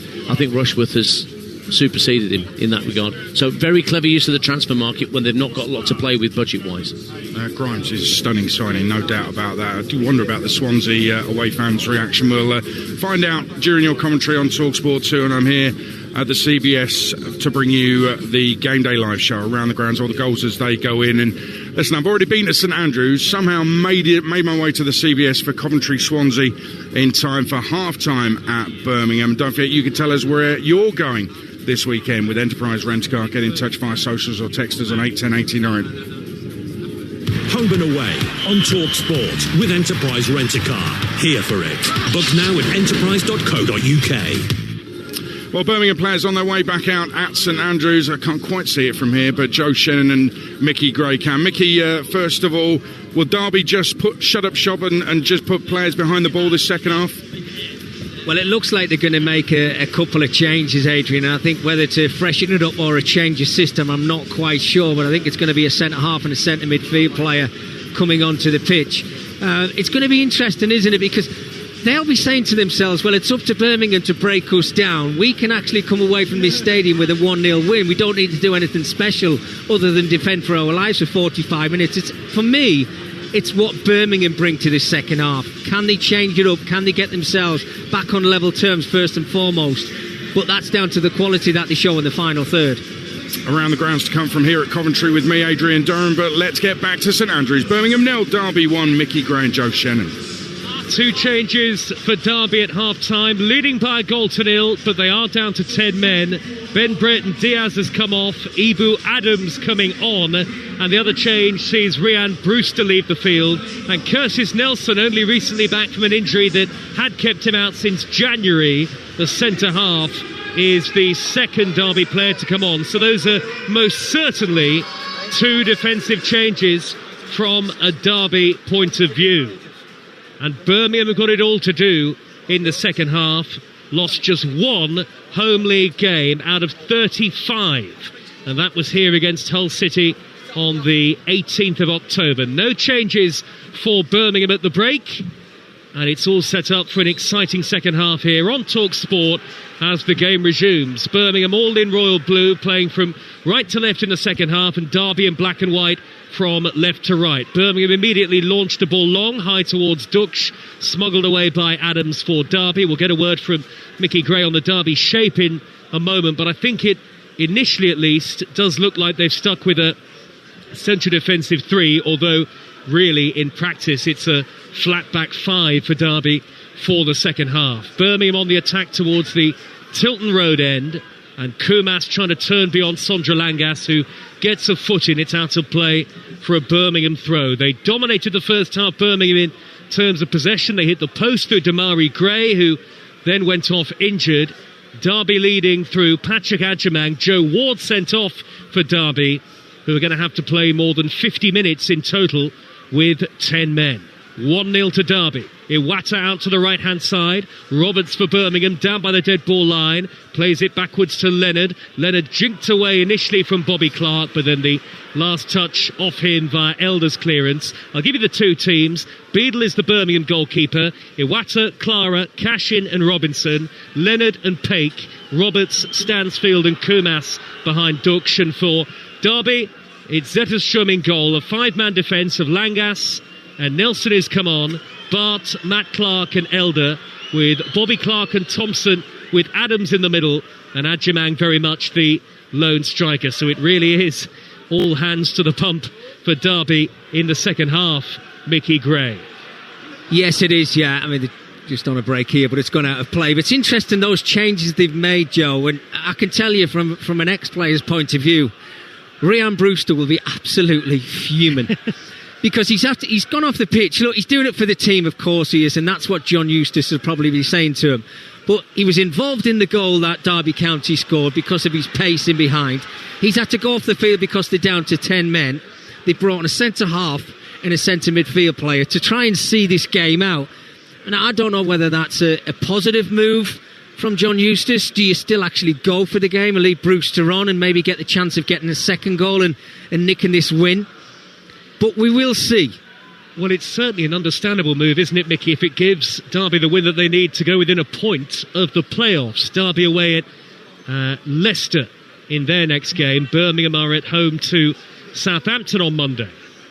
And we are the only place, Talksport and Talksport 2, to hear all 10 Premier League fixtures between the 30th of December and New Year's Day. Derby on the attack with Bobby Clark bursting up the middle, and he's fouled by Clara. That's a Derby free kick 25 yards out and within shooting range. Is that going to be a yellow card? It is. Yeah, and I think rightly so as well. Bobby Clark's done really well.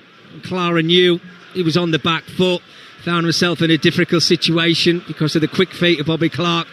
But it's the right call. It is a free kick. It is a yellow card.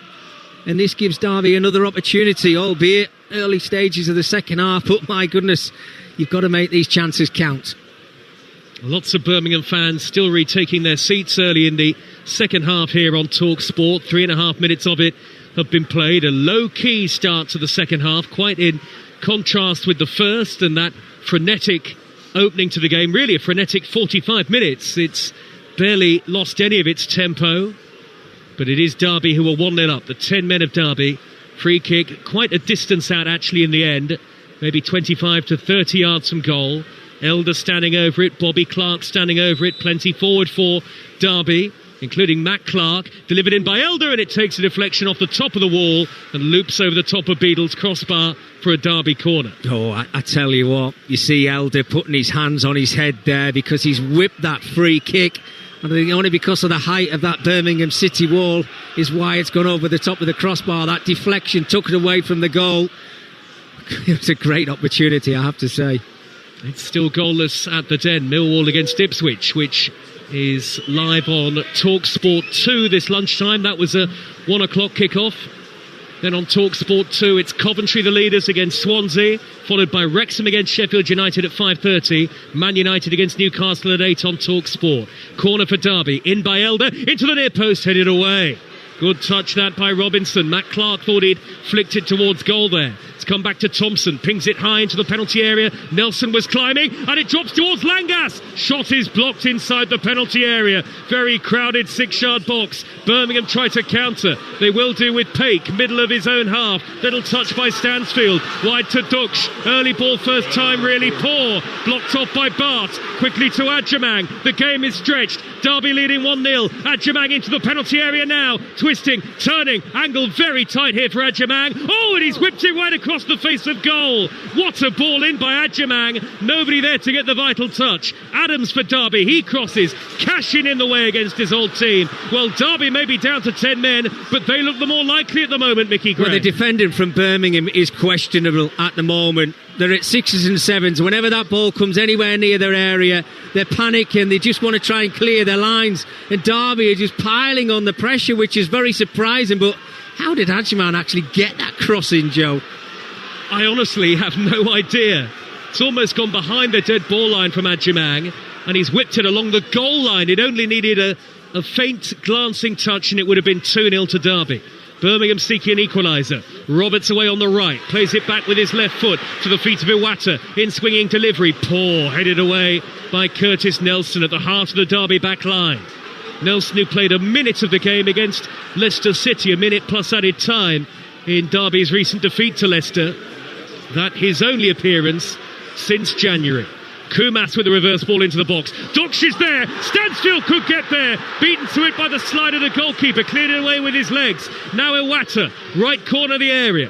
Birmingham somehow still 1-0 down. Iwata's delivery is blocked. He'll get a second opportunity. Down by the dead ball line. Elder gets in front of him. Corner to Birmingham. Tilton Road end. This is Talksport, and here's Mickey Gray. Well, it's any means must, isn't it, to keep that ball out of your net. And Zetterstrom on this occasion, he hasn't gone with his hands to try and parry the ball away from Stansfield. He's gone with his legs just to clear it away from his lines. Pressure from Birmingham now. Corner to be taken by Roberts, left-footed and in swinging. Headed away by Nelson, thumping header clear. Comes out to Leonard. Everybody back behind the ball for Derby in the white shirts. Birmingham from right to left, and then a mistake by Roberts. Miscontrols the pass from Kumas, and that's gone out of play. And it's a throw to Derby in their left-back position, and they will certainly and understandably take their time with this. It's a real cracker, this game, so far on Boxing Day, with the bright blue skies and sunshine up ahead. We're sat on the halfway line, right between the two dugouts and the two managers. John Eustace up against his old team and Chris Davis of Birmingham. But so far it's been a pleasing day in terms of the scoreline, certainly for Derby's returning manager. Well, Joe, Adjamang's been asked to do a job for the team, which is to be a nuisance, put himself about, and when he gets the chance, maybe create the odd opportunity. He's been excellent so far in that striker's role. He's held the ball up really well. As I'm speaking there, he just bounces off, and commentators curse, I suppose. But that's what you need, because when you're down to 10 men, you've got to try and find every ounce of energy that you've got inside of you. And he's the one who's dictating to this backline of Birmingham City. It should be the other way. Yeah, Adjamang, an American who joined Derby from Charlotte FC, where he played under Dean Smith, a familiar figure in Midlands football and in Premier League football as well. Adjamang now on 6 Derby goals for the season so far, and his goal separates the two teams today. Derby down to 10 men since the latter stages of the first half. Cash in for Birmingham, left corner of the area, plays it backwards to Paik, middle of the Derby half. Paik with an angled ball, back out wide to Cash in, deflection on the cross, drops towards Dux. He didn't react, it's steered away by Matt Clark of Derby. He's going to have to clear it again. Clark with a slightly awkward clearance upfield, takes a touch off the head of Leonard, and Birmingham have got it again with Iwata. And now the game is set up more as we might have expected 9 minutes into the second half, with Birmingham dominating possession. We will bring you team news from the Championship in a few minutes' time, and we'll bring you half-time at the Den very shortly. But it's Birmingham on the attack at the moment, with Leonard 10 yards from the edge of the box. Derby, everyone behind the ball. Robinson is a long way out. He's knocked it square to Cashin. Further wide is Kumas, the substitute. On the near side for Birmingham. Darts away from Langas, pulls it across. Stansfield goes in, and he's beaten to it by Matt Clark, who will clear up field for Derby. It's dropped down to Adams. He's fouled by Cashin. Let's get half-time at Millwall with Talksport. Ian Abrahams. Millwall 0, Ipswich 0. Neither manager would be overly happy or upset really in the first half that yielded few chances. The best of Millwall, a header by Caleb Taylor from 6 yards out onto the Ipswich crossbar. At the break, Millwall 0, Ipswich 0. Commentary continues on Talksport 2. That's followed by the leaders Coventry against Swansea. Team news with Ian Danter. Coventry make 4 changes from that draw at Southampton. De Silva red-carded, so Bidwell in for him. Kitchen returns from flu to displace Latibeaudiere. Sakamoto in for Eccles and Sims in for Wright. 2 changes for Swansea after that win against Wrexham. Widdell and Inusa out. Eom and Cullen come in. Live on Talksport 2 at 3 o'clock. Coventry City against Swansea City. Thanks, Ian. We've got Wrexham against Sheffield United at 5:30 on Talksport 2. Manchester United against Newcastle, live and exclusive on Talksport at 8 o'clock. The only Premier League game of Boxing Day. Now then, Derby have won a free kick midway inside the Birmingham half. It's in another dangerous position here, and Elder is placing the ball down for Derby County. Middle of the Birmingham half, slightly left of centre. Derby have got plenty forward here, Mickey, still leading 1-0. Yeah, with his left foot of Callum Elder, he's put some great balls into the area. Elder delivers high to the back post. Nelson has peeled away and he slides in, can't reach it, and it's gone out for a goal kick. Let's get team news at the King Power Stadium. Jeff Peters. Well, Leicester make one change from the heavy defeat at QPR. Vestergaard sidelined. Akoli returns from injury. He's missed 7 matches. Watford unchanged from the win over Stoke. They're a point above the Foxes in the table. This is Talksport. Birmingham 0, Derby 1 in the Championship. On a day when Derby can close the gap on the playoffs to just a single point, Birmingham have the ball with Iwata. Back to the halfway line where Clara is waiting, the giant Clara. Square ball inside the centre circle to Robinson. Birmingham building an attack here. Kumas out on the left-hand side, taking on Langas in a one-on-one. Kumas twisting, turning. Langas stands up to him. Cashin then floats the ball in high. Zetterstrom hasn't got to it. Stansfield puts it in, but there's a foul on the goalkeeper, and it won't count. Briefly, Mickey Gray. Yeah, it's a foul. Goalkeeper Zetterstrom came off his line just to try to clear his lines, and you could see the little barge into him. I think he's hurt his shoulder a little bit here as well, but the right call was made. It was a foul. Double change coming up for Birmingham. Let's get team news at Hillsborough with Alan Biggs. Yeah, Sheffield Wednesday, a single change. Gabriel Otegbayo is in for the injured Max Lowe. Also just one change, Hull City. Kyle Joseph is only on the bench, which brings in Amir Hadjimitrovic up front. That's the single change at Hillsborough. Sheffield Wednesday versus Hull. Double change for Birmingham. Alphonse Samsted replaces Aaron Cashin, and Kyogo, yet to score a league goal for Birmingham City, is on in place of Marvin Dux. So that gives Birmingham a very different look to their attacking lineup here in the second half, with a much more diminutive, nippy forward Kyogo onto the pitch. We're just shy of an hour gone at St Andrews. Derby lead 1-0. Let's get team news at Oxford against Southampton in the Championship. Here's Lawrence Moran. Yeah, caretaker boss Craig Short's named 5 changes from Gary Rowett's last game in charge of Oxford. Goodrum, Harris, Mills, Curry and Plaheta all coming into the 11. As for Saints, Tonda Eckhart keeps faith with the majority of the team that drew with Coventry. Fellows and Stevens, the 2 players that come in. At the Kassam Stadium, it's Oxford against Southampton. Talksport takes you to the Riverside. Team news there, Graham Courtney.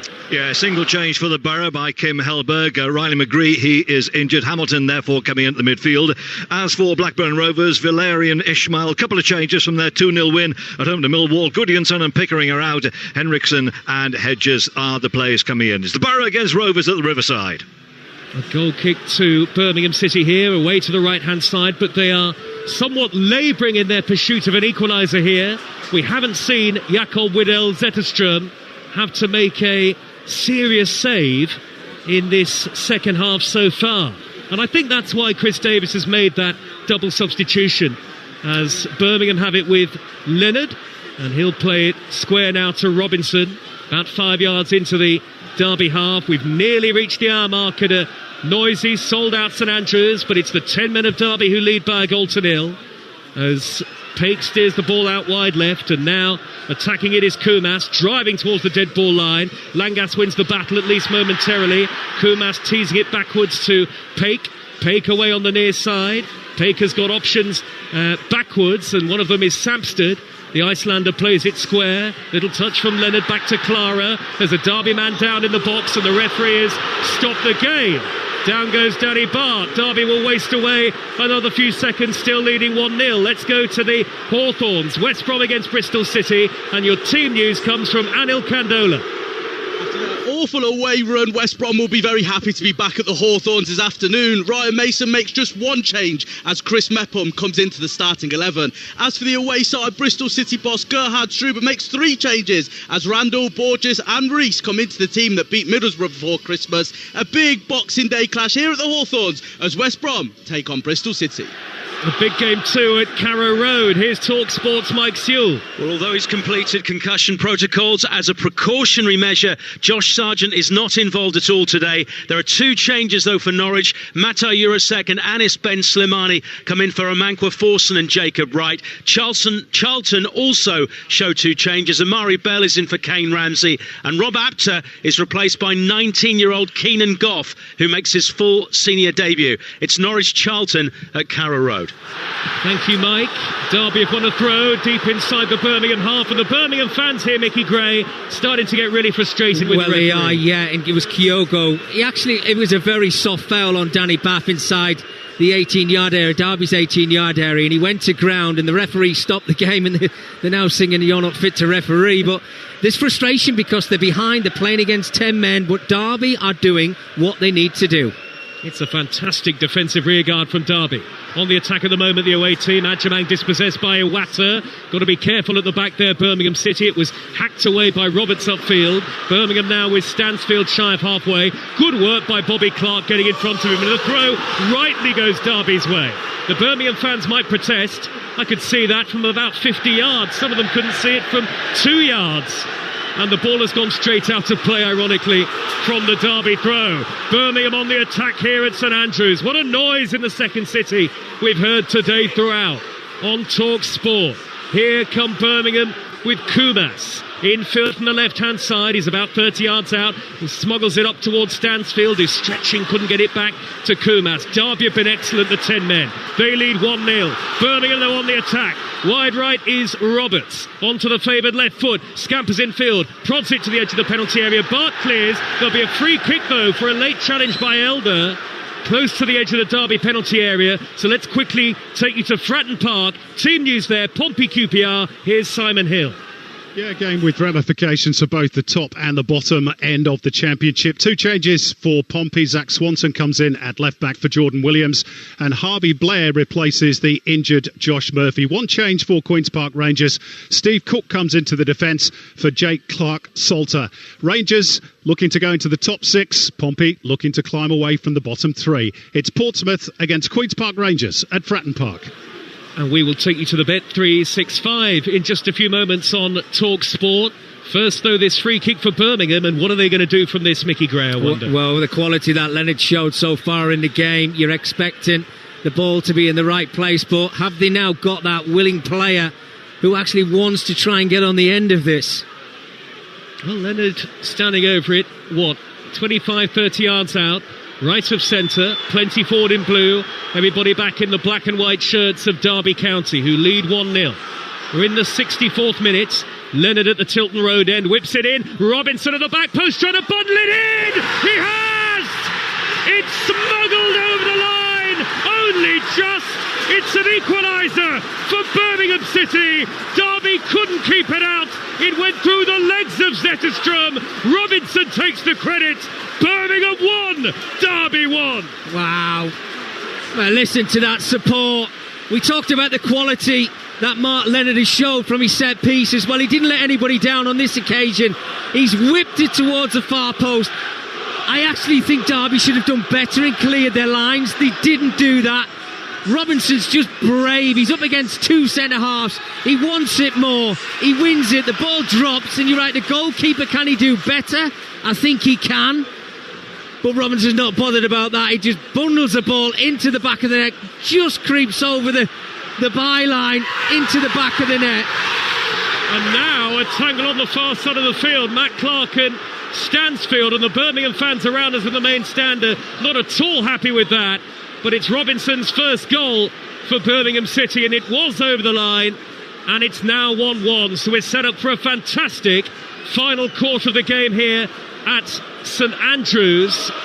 There are questions among the Derby staff as to whether the ball hit the arm of Robinson going forward. Meanwhile, Birmingham have got a free kick very high up the pitch. The referee's going to delay the taking of it.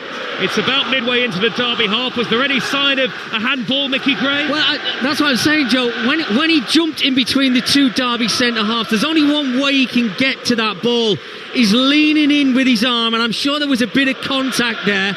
But because they're so tight together, the players, I just wonder whether one of the linesmen or Ben Toner, the referee, who's missed quite a lot today, I just wonder if he couldn't see enough of it, which is why he's had to continue, and that's why the goal counts. Well, this grand old stadium rocking to a rousing rendition of Keep Right On, the Birmingham City anthem. We will go to Matt Jones at the Bet365 in just a moment, I promise you. Free kick to Birmingham, midway inside opposition territory. Square, Leonard to Samsted, hoisted in, header away by Bart. 1-1 on Talksport. And so what do the 10 men of Derby do here? Do they continue to try and hold out, or do they try something different? Birmingham have got themselves level. It was a messy goal, but they all count. Robinson's first for the club. Now here is Paik, the number 8. Left of centre, wide to Kurmas. Kurmas with a left-footed cross. It hits Langas on the back of the heel. Comes back to Paik. Everybody back again for Derby County. Attack the defence now at St Andrews.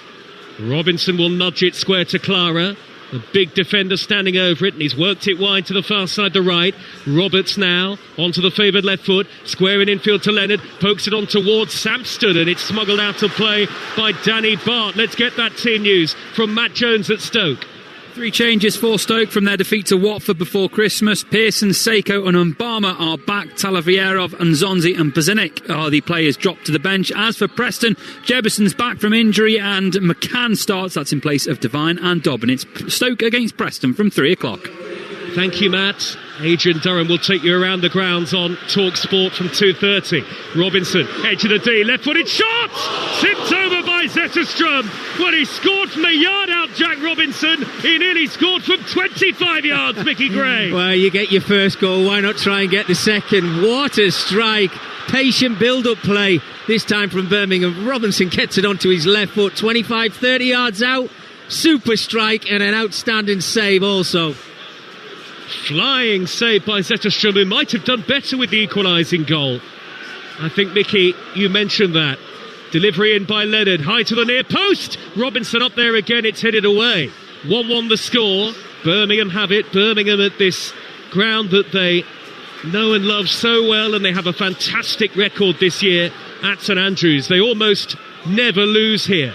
Header by Clara, but it's gone away from goal, and it'll be thundered upfield by Langas. Well, what is the Derby strategy at the moment, Mickey Gray? Well, I have to say in the second half they've given it a go, haven't they? When they've got the chance to get forward with Adjumang, they've tried to do so, but they haven't really created too much in this second 45 minutes. Understandably as well, down to 10 men, but it's all about how Birmingham, how were they going to break Derby County down? Wide left is Kumas trying to do just that. Double deflection on the cross. Langas trying to wrestle it away from Kumas. He does fairly enough, and Adams will scoop the ball upfield for Derby. That's the foul by Clara on Adjumang. Clara needs to be careful on a yellow card. John Eustace is screaming at the fourth official. Is he making that point? 1,000,000%. Look, if you're on a yellow card, Adjumang's trying to get the run on Clara. He's on a yellow card. He's in his own half and he's trying to spin and get it behind him. Clara knows that he's got to try and stop the centre forward. I think he's very, very fortunate, Joe, I have to say. Well, I can completely understand John Eustace's complaints, but I think he's going to get booked or worse for them. Referee's reaching for his pocket. What colour is the card? Yellow for John Eustace, the former Birmingham manager. Well, who could disagree with the substance, at least, of what he's saying, even if he maybe didn't put it in a very diplomatic way? Well, absolutely, and I suppose this is what frustrates managers up and down the country, because they want every decision right. Of course they want every decision to go their way, but I think John Eustace in that situation has got a real case. 1-1 on Talksport. Long ball forward from the free kick by Zetterstrom, and it's well taken by Beadle, the Birmingham goalkeeper, on the edge of his own box. Had virtually nothing to do today, Beadle. He's bowled it out to Sampstead, who's played it square to Paik. We've got Coventry against Swansea on Talksport 2 at 3. Wrexham Sheffield United at 5:30 in the Championship. And Man United Newcastle at 8 o'clock only here on Talksport. What a Boxing Day of football. Kumas with a reverse ball into the area. Headed away this time by Danny Bart for Derby. It'll drop back to Robinson. Robinson nudges it square and wide. Out to the near side, and Kumas again, taking on Adams. Kumas goes on the outside of Langas initially, then shapes to come back inside, slips as he crosses. Two in Derby, white shirts surround him. One of them is Adams. He's fouled, and then Adams throws himself to ground. Now, Adams went head-to-head there with Stansfield, and he threw himself to ground under the challenge. What is the referee going to do? I think it's going to be a yellow card for Jay Stansfield. It is. And what's Langas doing, holding his head? He can't believe that he also is being booked. Yeah, he just got it out of hand a little bit, Joe, hasn't it, over the last couple of minutes, where I think it's more down to the referee. You could hear the crowd before saying you're not fit to referee. He was getting a few silly little decisions wrong that were very simple, just to blow his whistle and give fouls. He let the game flow a little bit. But over the last couple of minutes, there's been a few comings together, and he just needs to maybe get the two captains together just to say, look, you need to calm your players down a little bit. Well, did Adams need to go to ground there holding his face? Don't think there was any contact with his face at all. Yeah, look, it doesn't help when you've got players acting a little bit like that also as well, because it gives the referee a decision to make. Less than 20 minutes to go. Stansfield roaring down the left, and Nelson's there to beat him to it. Birmingham throw. Level with the edge of the 18-yard box here, with the score 1-1 against the 10 men of Derby. As we welcome our friends at Sirius XFM FC. We are live across the USA and Canada with Sirius XFM FC today. Good to have your company. Here is Paik, left corner of the penalty area for Birmingham, little back heel. Stansfield reverse ball, hits Nelson, who sends the clearance skywards into the bright afternoon sky. Kyogo can't get the touch for Birmingham to keep possession. It's away by Bobby Clark. Not really seen Kyogo involved in the game at all, but of course he could make a telling contribution in the last 18 minutes, Mickey Gray. Yeah, I think what he has done, he's made a bit of a nuisance of himself, Kyogo. Yeah, he's been brought down on a couple of occasions, he's won some fouls, but we want to see the other side of him now. What quality has he got? Adjumang looks left towards Elder. Not a good ball for once from Adjumang. Iwata was in the way to intercept for Birmingham. The right back now carries it over the halfway line. Only Kyogo ahead of him. Kyogo beaten to it by the slide of Danny Bart. Very experienced championship campaigner. And Derby bring the ball down on the halfway line. A packed programme on Game Day Live from 2:30 with Adrian Durham and our team. All the goals as they go in. Adrian is at the CBS Arena. Coventry against Swansea live on Talksport 2. And it's still goalless at the Den. Millwall 0, Ipswich 0. That's on Talksport 2 right now. A feast of football.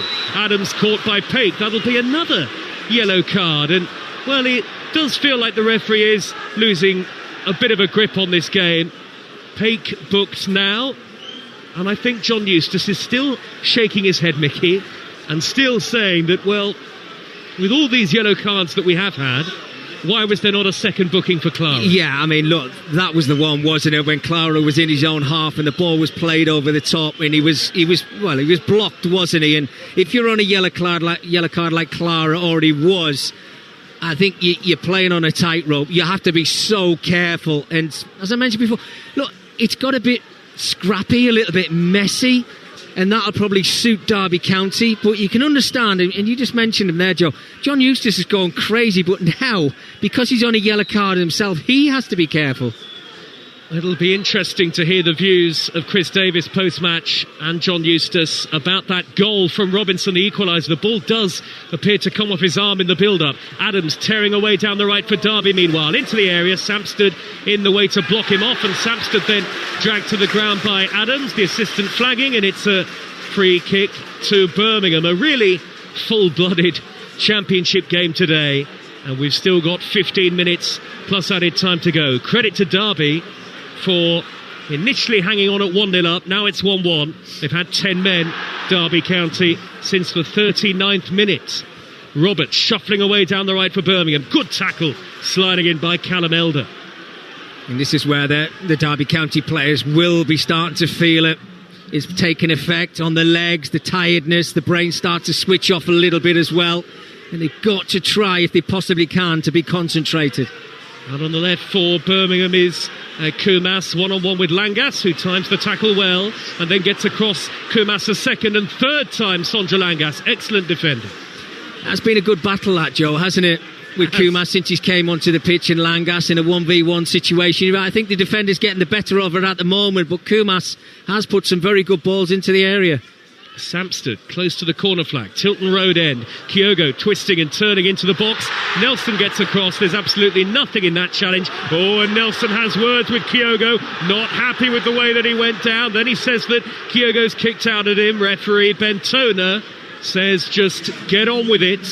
7 yellow cards in the game so far, including the 2 for Joe Ward. Goal kick in the end to Derby and 1-1. Yeah, I think it was more Kyogo hanging on to the leg rather than a kicker. Yes, there was at the end. I've just seen a replay of it, and you can understand the frustration.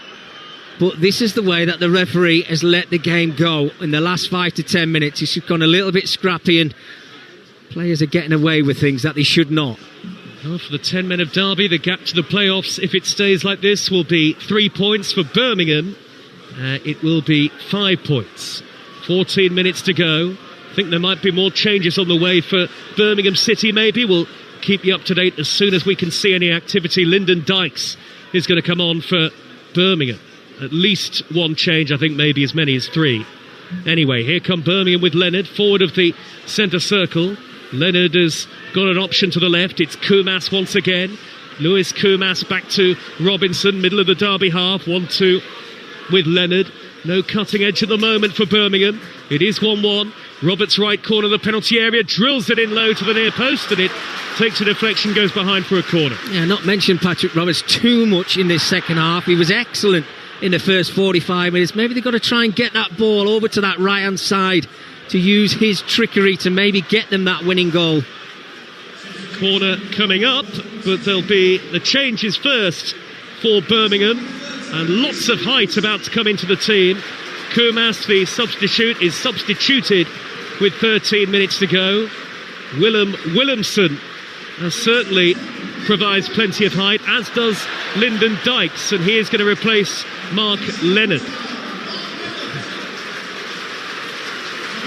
So a greater aerial threat here for Birmingham City, which maybe is where Chris Davis thinks the game can be won, Mickey. Yeah, well, set pieces, they've had a lot, and I have to say, I think throughout the game, they put great quality into the area, and to bring on those 2 physical guys just gives them the better chance of getting that second goal.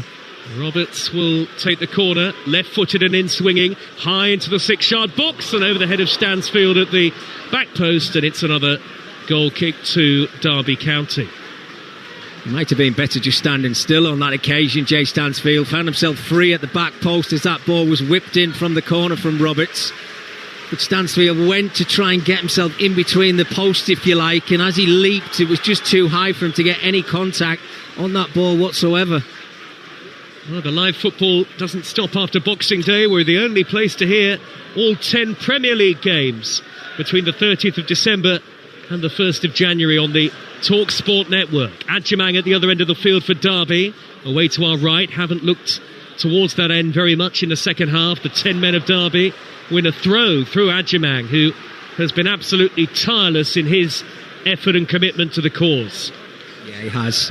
But I think he's run on an empty now, Joe, hasn't he? He's given absolutely everything. When that ball does go up to him, he's looking around for support, but there's nothing there for him. So he's got to work his magic to beat 2 or 3 players, and that's why it's been so difficult for him. But he has had a really good second half. Long throw in by Callum Elder, and it's towards the near post and Danny Bart. He nudges the ball actually away from goal, but he's kept possession at least for Derby, who've got it with Bobby Clark, whips in a right-footed cross, and that's easy. Too close for Beadle, the goalkeeper, who then messes up his clearance, slices it up into the air. It's flicked on by Lyndon Dykes, his first touch, but all he can do with it is nudge it back into the path of Ibu Adams of Derby. And then another poor clearance, this time by the Derby goalkeeper, Zetterstrom, out of play for a Birmingham throw. In the left-back area, we have just over 10 minutes plus stoppage time to go. Will there be a winner? Is there a chance in it, at least, Mickey Gray? Oh, I think there'll be more than one chance in the game, without a doubt. It's such an open game of football, but it's Birmingham, the home side. They're the ones who are chasing with the 11 men to try and get all 3 points. And Derby have just got to find a way, which they have done in the second half. They've worked hard without creating too many opportunities, but I'm sure before this full-time whistle, Joe, that chance will come. What a game it's been, our 200th live commentary of the season so far, and well over 300 live games to come for you in the second half of the season. Now Derby have sent Bart forward here, Matt Clark and Nelson are up there as well. It's going to be another long throw for Callum Elder. Elder winding up in front of the Derby fans. Here it comes, this long throw looping into the near post. Adjumang flicks it on. Matt Clark back to goal, nods it into the area. Could drop on the edge of the box, but it's going to drop to a Birmingham shirt. Stansfield clears, and now Kyogo carries it forward. Langas in the way. Kyogo wins it back, no foul. Stansfield away on the inside left. He's up to the edge of the penalty area, well tracked by Adams. Adams does very well there for Derby to get a foot in, though Birmingham get to the loose ball. Derby at least have funneled players back behind the ball. 1-1 the score. Back from Stansfield to Robinson, and now Stansfield again. Level with the edge of the area, drills in a low cross, hits the shins of Adams, comes back to Stansfield once more. Yeah. Now Iwata, long way out with a shot! Takes a deflection, and it's gathered by Zetterstrom. Sorry, Mickey, just for a moment there, it looked as though an unlikely player was going to change the scoreline. It did, yeah, and Iwata, his eyes lit up, weren't they? I thought we were going to get that Christmas cracker, but that deflection, I think, just took the sting out of it. It was an easy save in the end from Zetterstrom. Well, Iwata played a lot of last season in midfield. That's where he was nominated for League One Player of the Year, and actually that seems to be where he's operating largely at the moment. Caden Jackson is going to come on for Derby shortly, the former Ipswich frontman. 1-1. Derby with 10 men since the 39th minute. Roberts with the cross up towards Dykes, beaten in the air by Curtis Nelson. Now Robinson is to it. We've had 82 minutes into the penalty area. Stansfield curling shot that's turned away at the near post, and Birmingham always having to be careful with the threat of Adjumang on the counter. Samsted goes back to his goalkeeper.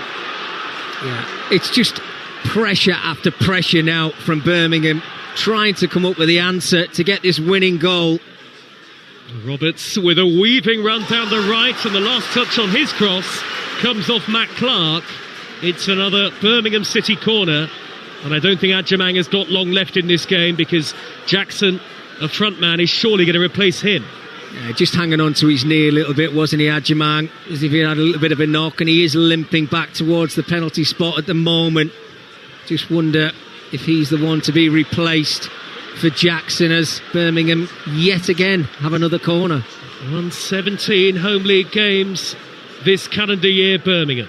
Corner whipped in by Williamson, right underneath the bar and tipped behind by Zetterstrom. That was a vicious in-swinging delivery from Williamson, and Zetterstrom has done well. Yeah, he's done well now. That's 2 corners in a row, though, Joe, that they tried to play towards that far post. When you look at some of the physical height that Birmingham have got in that penalty area, maybe just throw one in what I would call the mix and take your risk from there. In by Paik, really poor. Cleared away by the first man at the Tilton Road end, the traditional home end at Birmingham City. Back goes Samsted to goalkeeper Beadle, all in dark green. Beadle will float a high pass unopposed up to the edge of the Derby penalty area. The header is away by Langas, powerful centre half who's done a great job at right back. Meanwhile, the Derby change is, as we expected, Jackson for Adjemang. Caden Jackson, who has not scored in over a year, but he does add plenty of work rate and hold-up ability to his game. What a shift Adjemang has put in, Mickey, with just 6 minutes left. Yeah, outstanding, absolutely outstanding. Got the goal. Been a nuisance throughout the whole of the game. He's made it very difficult for that back line for Birmingham City throughout the whole, and certainly in the second half as he got asked to play that centre forward role. And look, they say special things happen around Christmas time, and Caden Jackson gets his opportunity. Who knows? I said, I think Derby will get one chance before the end of this game, and it could fall to him. Still 0-0 at the Den. Millwall against Ipswich. So the gap to the playoffs for Derby is still at 4 points, and for Birmingham, the 6-point gap which they started the day with. Be interesting to hear the reaction at St Andrews if it stays 1-1. Birmingham have played over, or will have played over, a half of football with 10 men. Some of the Birmingham fans are heading for the exits early here. St Andrews is full. Paik crosses left-footed into the back post. It'll drop here for Roberts on his left foot. Hammers it goalwards, well blocked by Elder. Comes out to Iwata. Nudges it wide to Roberts again. Back to Tomoki Iwata, who could be away on the dead ball line. He's won a corner off the retreating Jackson. Corner to Birmingham, which the giant Williamson will take. And the Tilton Road end on its feet. In it comes to the near post. Oh, it flicked off the head of Thompson. Goalkeeper stays on his line. Headed away. Drops to Paik from the angle with a left-footed shot. And that's cannoned into the chest of Curtis Nelson. Back to Samsted. He hooks one high into the area. And that's drifted behind for a goal kick. Well, for once, no great work necessarily defensively from Derby, but Birmingham maybe architects of their own downfall there, Mickey. Yeah, I mean, it was a let-off, wasn't it? Paik's just got to put that ball back into the area. He's trying, it's such an audacious shot with his weaker left foot as well. When there's 4, 5, maybe even 6 Birmingham City players in the area just waiting for that to be looped back in. Use your brain at times, and on that occasion, Birmingham did not. So goalless at the Den, live on Talksport 2, and level here at St Andrews on Talksport. But is there going to be a winner? In the second half, Mickey, Birmingham have had 81% possession. Yeah, it's what you do with it. That brief conversation we had off air, Joe, before we came on, it's about putting the ball in the back of the net. Doesn't matter how much possession you've got. We won't be talking about that at the end of the game. We'll be talking about who wins or loses. Exactly that, Mickey. Here come Birmingham inside left though with Stansfield. Got the wrong side, goal side of Langas for a moment there. Back to Paik towards the corner of the penalty area. Paik tees up Stansfield again. He can run to the edge of the area, drilling across. Kyogo was up there and Williamson was there too. Derby clear it away. Well, it really is a tack-free defence in the remaining 3 minutes plus whatever's added on at the end of the game. I mean, who knows? There could be the best part of 10 minutes for Derby to hold out here. Well, what I would say, they defended brilliantly. As I said, in the first half, they threw their bodies on the line. They've kept it clean pretty much throughout the whole of the game, apart from that little bit of sloppiness for the equaliser for Birmingham. Stansfield's cross. Williamson heads it on, and it's poked away by Elder, and the goalkeepers can't stop it from going behind for a corner. There was a nervous moment in the Derby penalty area there. Yeah, Williamson's done really well because he saw that ball late. He just kept it alive, trying to nod it down to Kyogo. And again, a Derby player there to clear. Williamson's delivery in swinging left-footed. Good header away by Nelson. He's been brilliant. Roberts on the volley. Slices it high up into the air. Trying at Andros Townsend. It didn't come off. Header by Bart away for Derby County now. And the ball has dropped out to the Birmingham right. Williamson in possession. Williamson floats in across. Kyogo went up. And it's headed wide. Kyogo was there. Robinson was there. But Zetterstrom sees it trickle apologetically wide of that right-hand post, and it stays. Birmingham 1, the 10 men of Derby 1. And Derby are not going to rush anything now. You can see Zetterstrom just taking his time from this goal kick. And it's up to Birmingham. It's up to the home side to break Derby County down. As I said, so far, apart from one mistake, they've been excellent at the back and thoroughly deserve the draw at the moment. 90 seconds of normal time to go. Yes, you couldn't begrudge Derby a point here in this game. A game where Birmingham have largely dominated, but Derby have held firm. Bobby Clark for Derby. They couldn't win it, could they? Meandering away on the left-hand side, looking to dart infield, and then he loses the ball. That could be costly. Tired legs, tired minds for Derby. Birmingham in blue streaming forward. There's space here for Pake to carry it towards the edge of the area and shoot. And he hammers it into the chest of Nelson again. And sliding challenge by Adams is a fair one initially on Iwata. Then he nearly goes right through Robinson. Doesn't catch him in the end. Throw to Derby in front of the away dugout. And John Eustace just trying to encourage his Derby players through the last 30 seconds. Plus added time. It'll be a very good point for Derby if they can get it. Yeah, absolutely. I feared the worst, I have to say there, Joe, with Ebu Adams. He'd made one very good challenge, and then what you want is you want to get back to your feet, which he did, and I thought he was going to make another, but it was about an 80-20, not in his favour. But he kept his cool, kept himself on his feet. We don't want to see any more sendings off. No, we don't. And there are nearly 2 balls on the pitch as the assistant referee slips over. Right, here's the 4th official with that added time. Game Day Live with Adrian and the team on the way on Talksport. 5 minutes of added time at St Andrews. 1-1 the score. Birmingham attacking. And now Pake! Goalkeeper's got a hand to it. And he's somehow held on to the ball as well, Zetterstrom. Pake edge of the area. Flashed the shot goalwards. Instinctive save. Yeah, fantastic from Pake. Great play from Patrick Roberts again down that right-hand side to play the ball initially into Pake's path. His first touch is brilliant, sets up the shot. But Zetterstrom, like he has been for pretty much most of the game, in the right place at the right time. Well, here we go. 40 seconds of the 5 added remain on Talksport. CBS Arena are based from 2:30.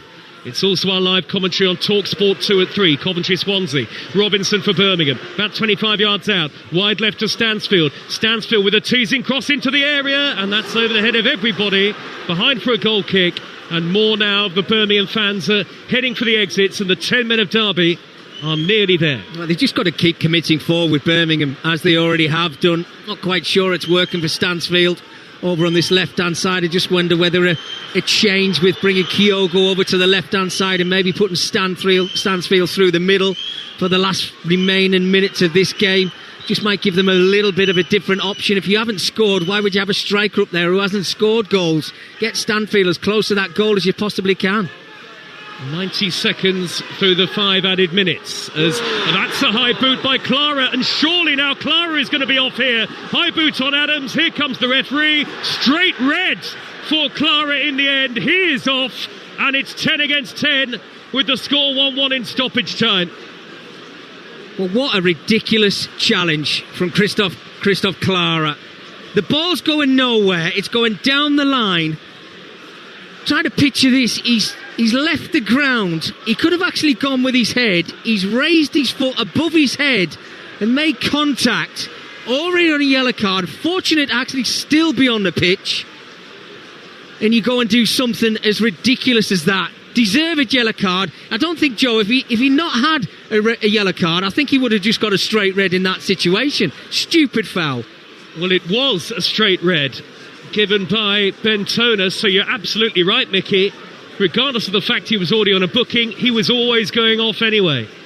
Absolutely crazy challenge, really, that from Clara. Yeah, I mean, you just wonder what goes through a player's mind in that situation. But as a coach, you're stood there, you're in total control of the game. You're trying to win a football match. You're coming from behind, and your centre-half goes and makes a challenge like that. It's ridiculous. Absolutely ridiculous. Chris Davis is giving some notes to Jack Robinson here. Could Derby pinch it with the free kick that follows? It's only 10 yards from the corner flag and in a very dangerous position for Callum Elder. Meanwhile, there's a Derby player being treated, and it's not Ibu Adams after that challenge by Clara. I think it's Langas who is the man at the moment blocked from our view by a couple of the Derby physios. We are 3.5 minutes through 5 added at the end of the game on Talksport. Coventry against Swansea at 3 on Talksport 2. Wrexham against Sheffield United at 5:30. And here on Talksport from 8, the only Premier League game of the day is live and exclusive with us. It's Manchester United against Newcastle United. And Langas still to get to his feet. I mean, Mickey, we're nearly into the final added minute, but I make it that there's at least 2.5 to go. Well, Joe, I mean, we talked about having Derby County having one big opportunity in this second half. We're now into the added time. They've got a great chance from over on this right-hand side. I'm not quite sure who's going to whip it in. It looks like Elder is going to come over and maybe take this free kick. But wouldn't it be ironic, straight from a red card, which shouldn't have happened? Dominance of Birmingham City in this second 45 minutes has been there for everybody to see. But this is why managers probably pull their hair out, because that was just ridiculous. And they've given themselves a chance, Derby. There's 3 players, outfield players now in Birmingham's area, with 2 or 3 just loitering around the D at the edge of the box. If the quality's there and somebody wants to get on the end of this could be their big moment. We've got a nasty cut to the head at the moment, Langas, and he's going to have to come off here. Derby's longest serving player, Craig Forsyth, will replace him, the Scotsman. So Langas, after that cut to the head, he is okay, moving fine, but he is going to come off for the last few minutes. We're into added time on added time. The 5 minutes have been played.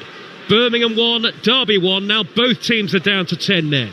10 against 10 at St Andrews for whatever remains, and Derby have got a free kick in the right wing position in a very dangerous area, and they've sent plenty forward, including Forsyth, who's only just come on. Elder's delivery into the near post. Forsyth went near post, and the referee has spotted something in there, maybe a handball. Free kick to Birmingham. Long from Beadle upfield, lots of empty seats at St Andrews now. Kyogo holds it up, plays it back to Stansfield. Looked like handball, referee says no. 10 against 10, 1-1. Derby have it. Thompson over halfway. Early ball down the right towards Adams. Covering is Robinson. Adams has tripped him, says the assistant, flagging. And that'll be a free kick to Birmingham City. Now nearly 6 added minutes have been played. Is there time for one last big chance? Is there time for a winner? If it's going to come for either team, they're leaving it very late. This an important game in the race for the playoffs. These 2 teams will be halfway through the league season in just a few moments when the final whistle goes. 7 minutes now. We're into the 7th minute of added time.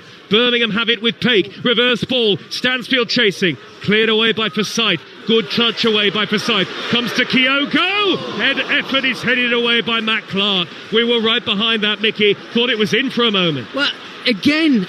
But what about the defending from Derby County? Clark, right place just to clear his lines. They've been incredible, they really have, defensively. But they're still not there yet in the 7th minute of added time. Stansfield whips in a low cross away by Nelson. Brilliant clearance by Nelson. It's come back to Stansfield, 25 yards out. Everyone back for Derby. Stansfield shot, cleared away by Bart this time in the way. Everybody forward for Birmingham in blue, right to left. Pumped into the area by Iwata. 1-1. Robinson's header off the bar!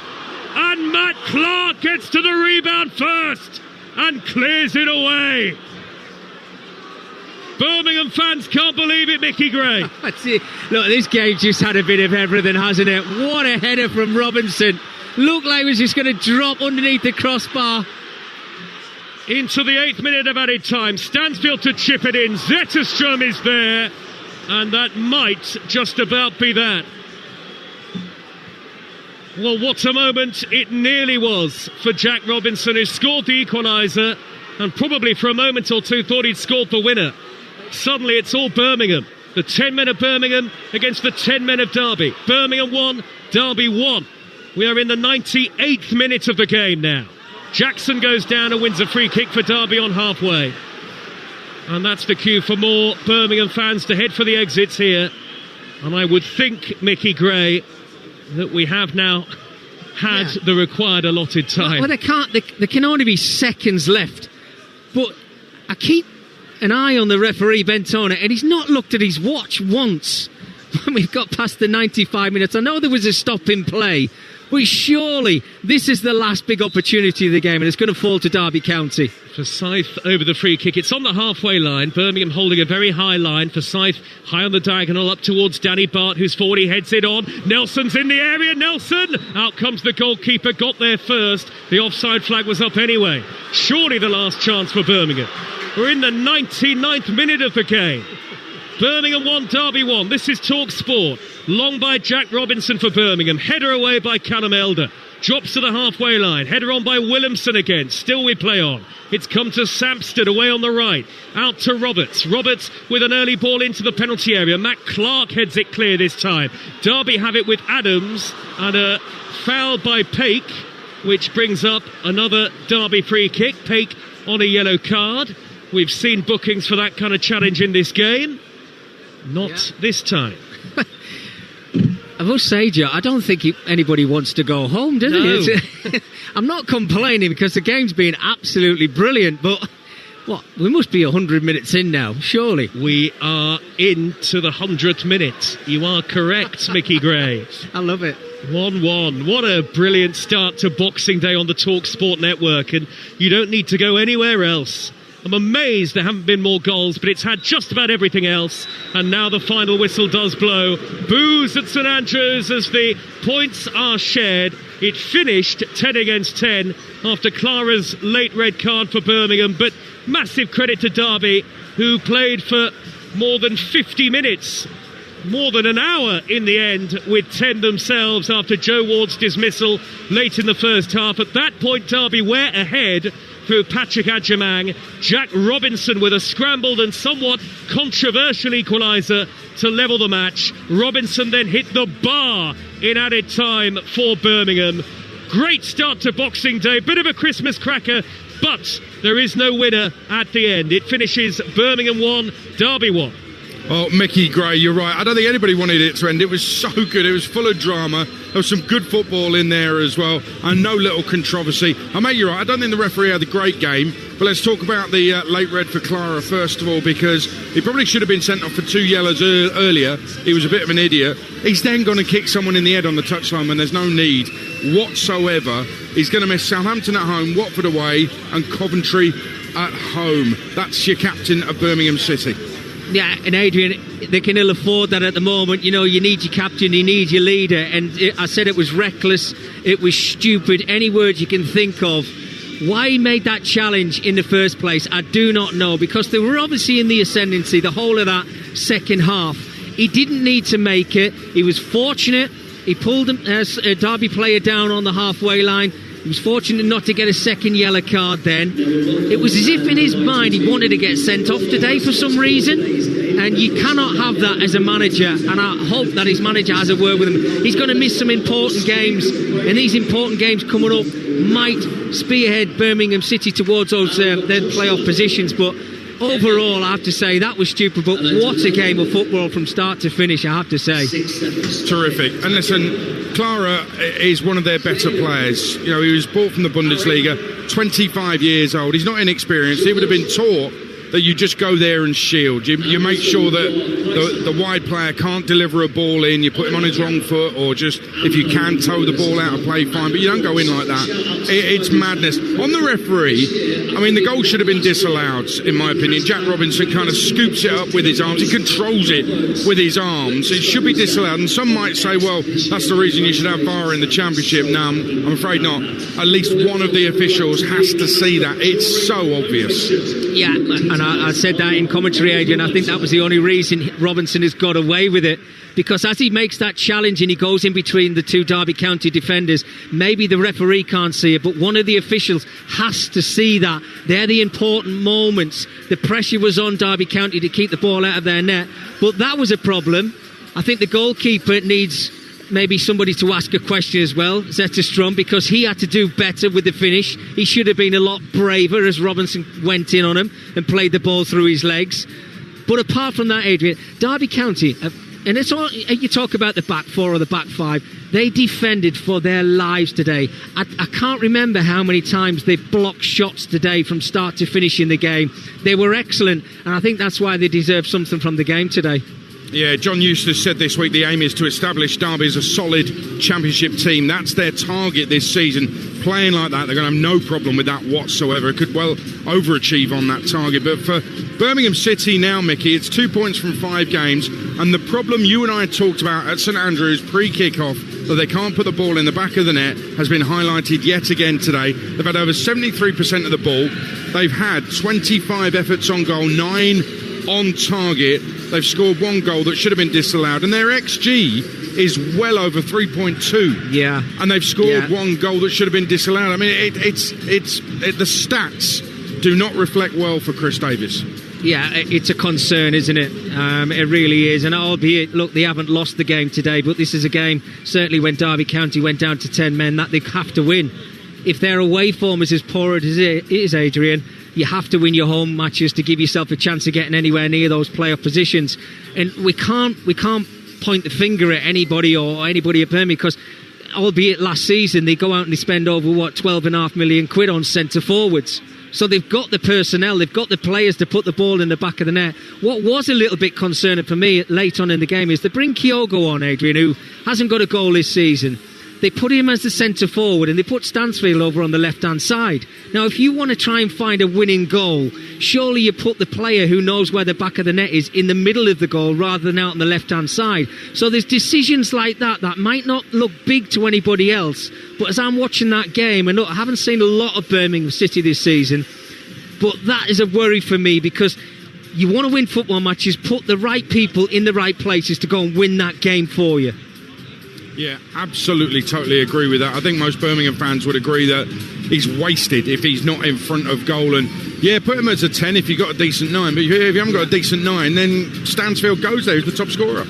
Absolutely, yeah. And look, they had so many chances today. Some of them fell to the feet of Stanfield. Some of them fell to the feet of Williamson. You know, there was other players. Damari Gray, when he was on, looked lively. I know he went off early. Patrick Roberts, my goodness, he frustrates the life out of me, because he makes so many great chances for himself and for his teammates. He just doesn't have that what's the word, that calmness, if you like. He wants to get his laces through everything when he gets into the 18-yard box, when he can just curl it into the corner on the odd occasion.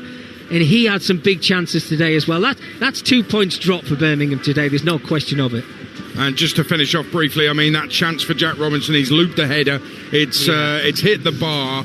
I thought it was dipping in as well. But overall, you're right. Listen, there's drama. You can talk about the referee if you like, talking about Birmingham's shortcomings, and talk about the Reds and the lack of discipline. But what a terrific game of football that was. It was brilliant, Adrian. It really was. I mean, 101 minutes, I think it was, in the end, before the referee blew his whistle.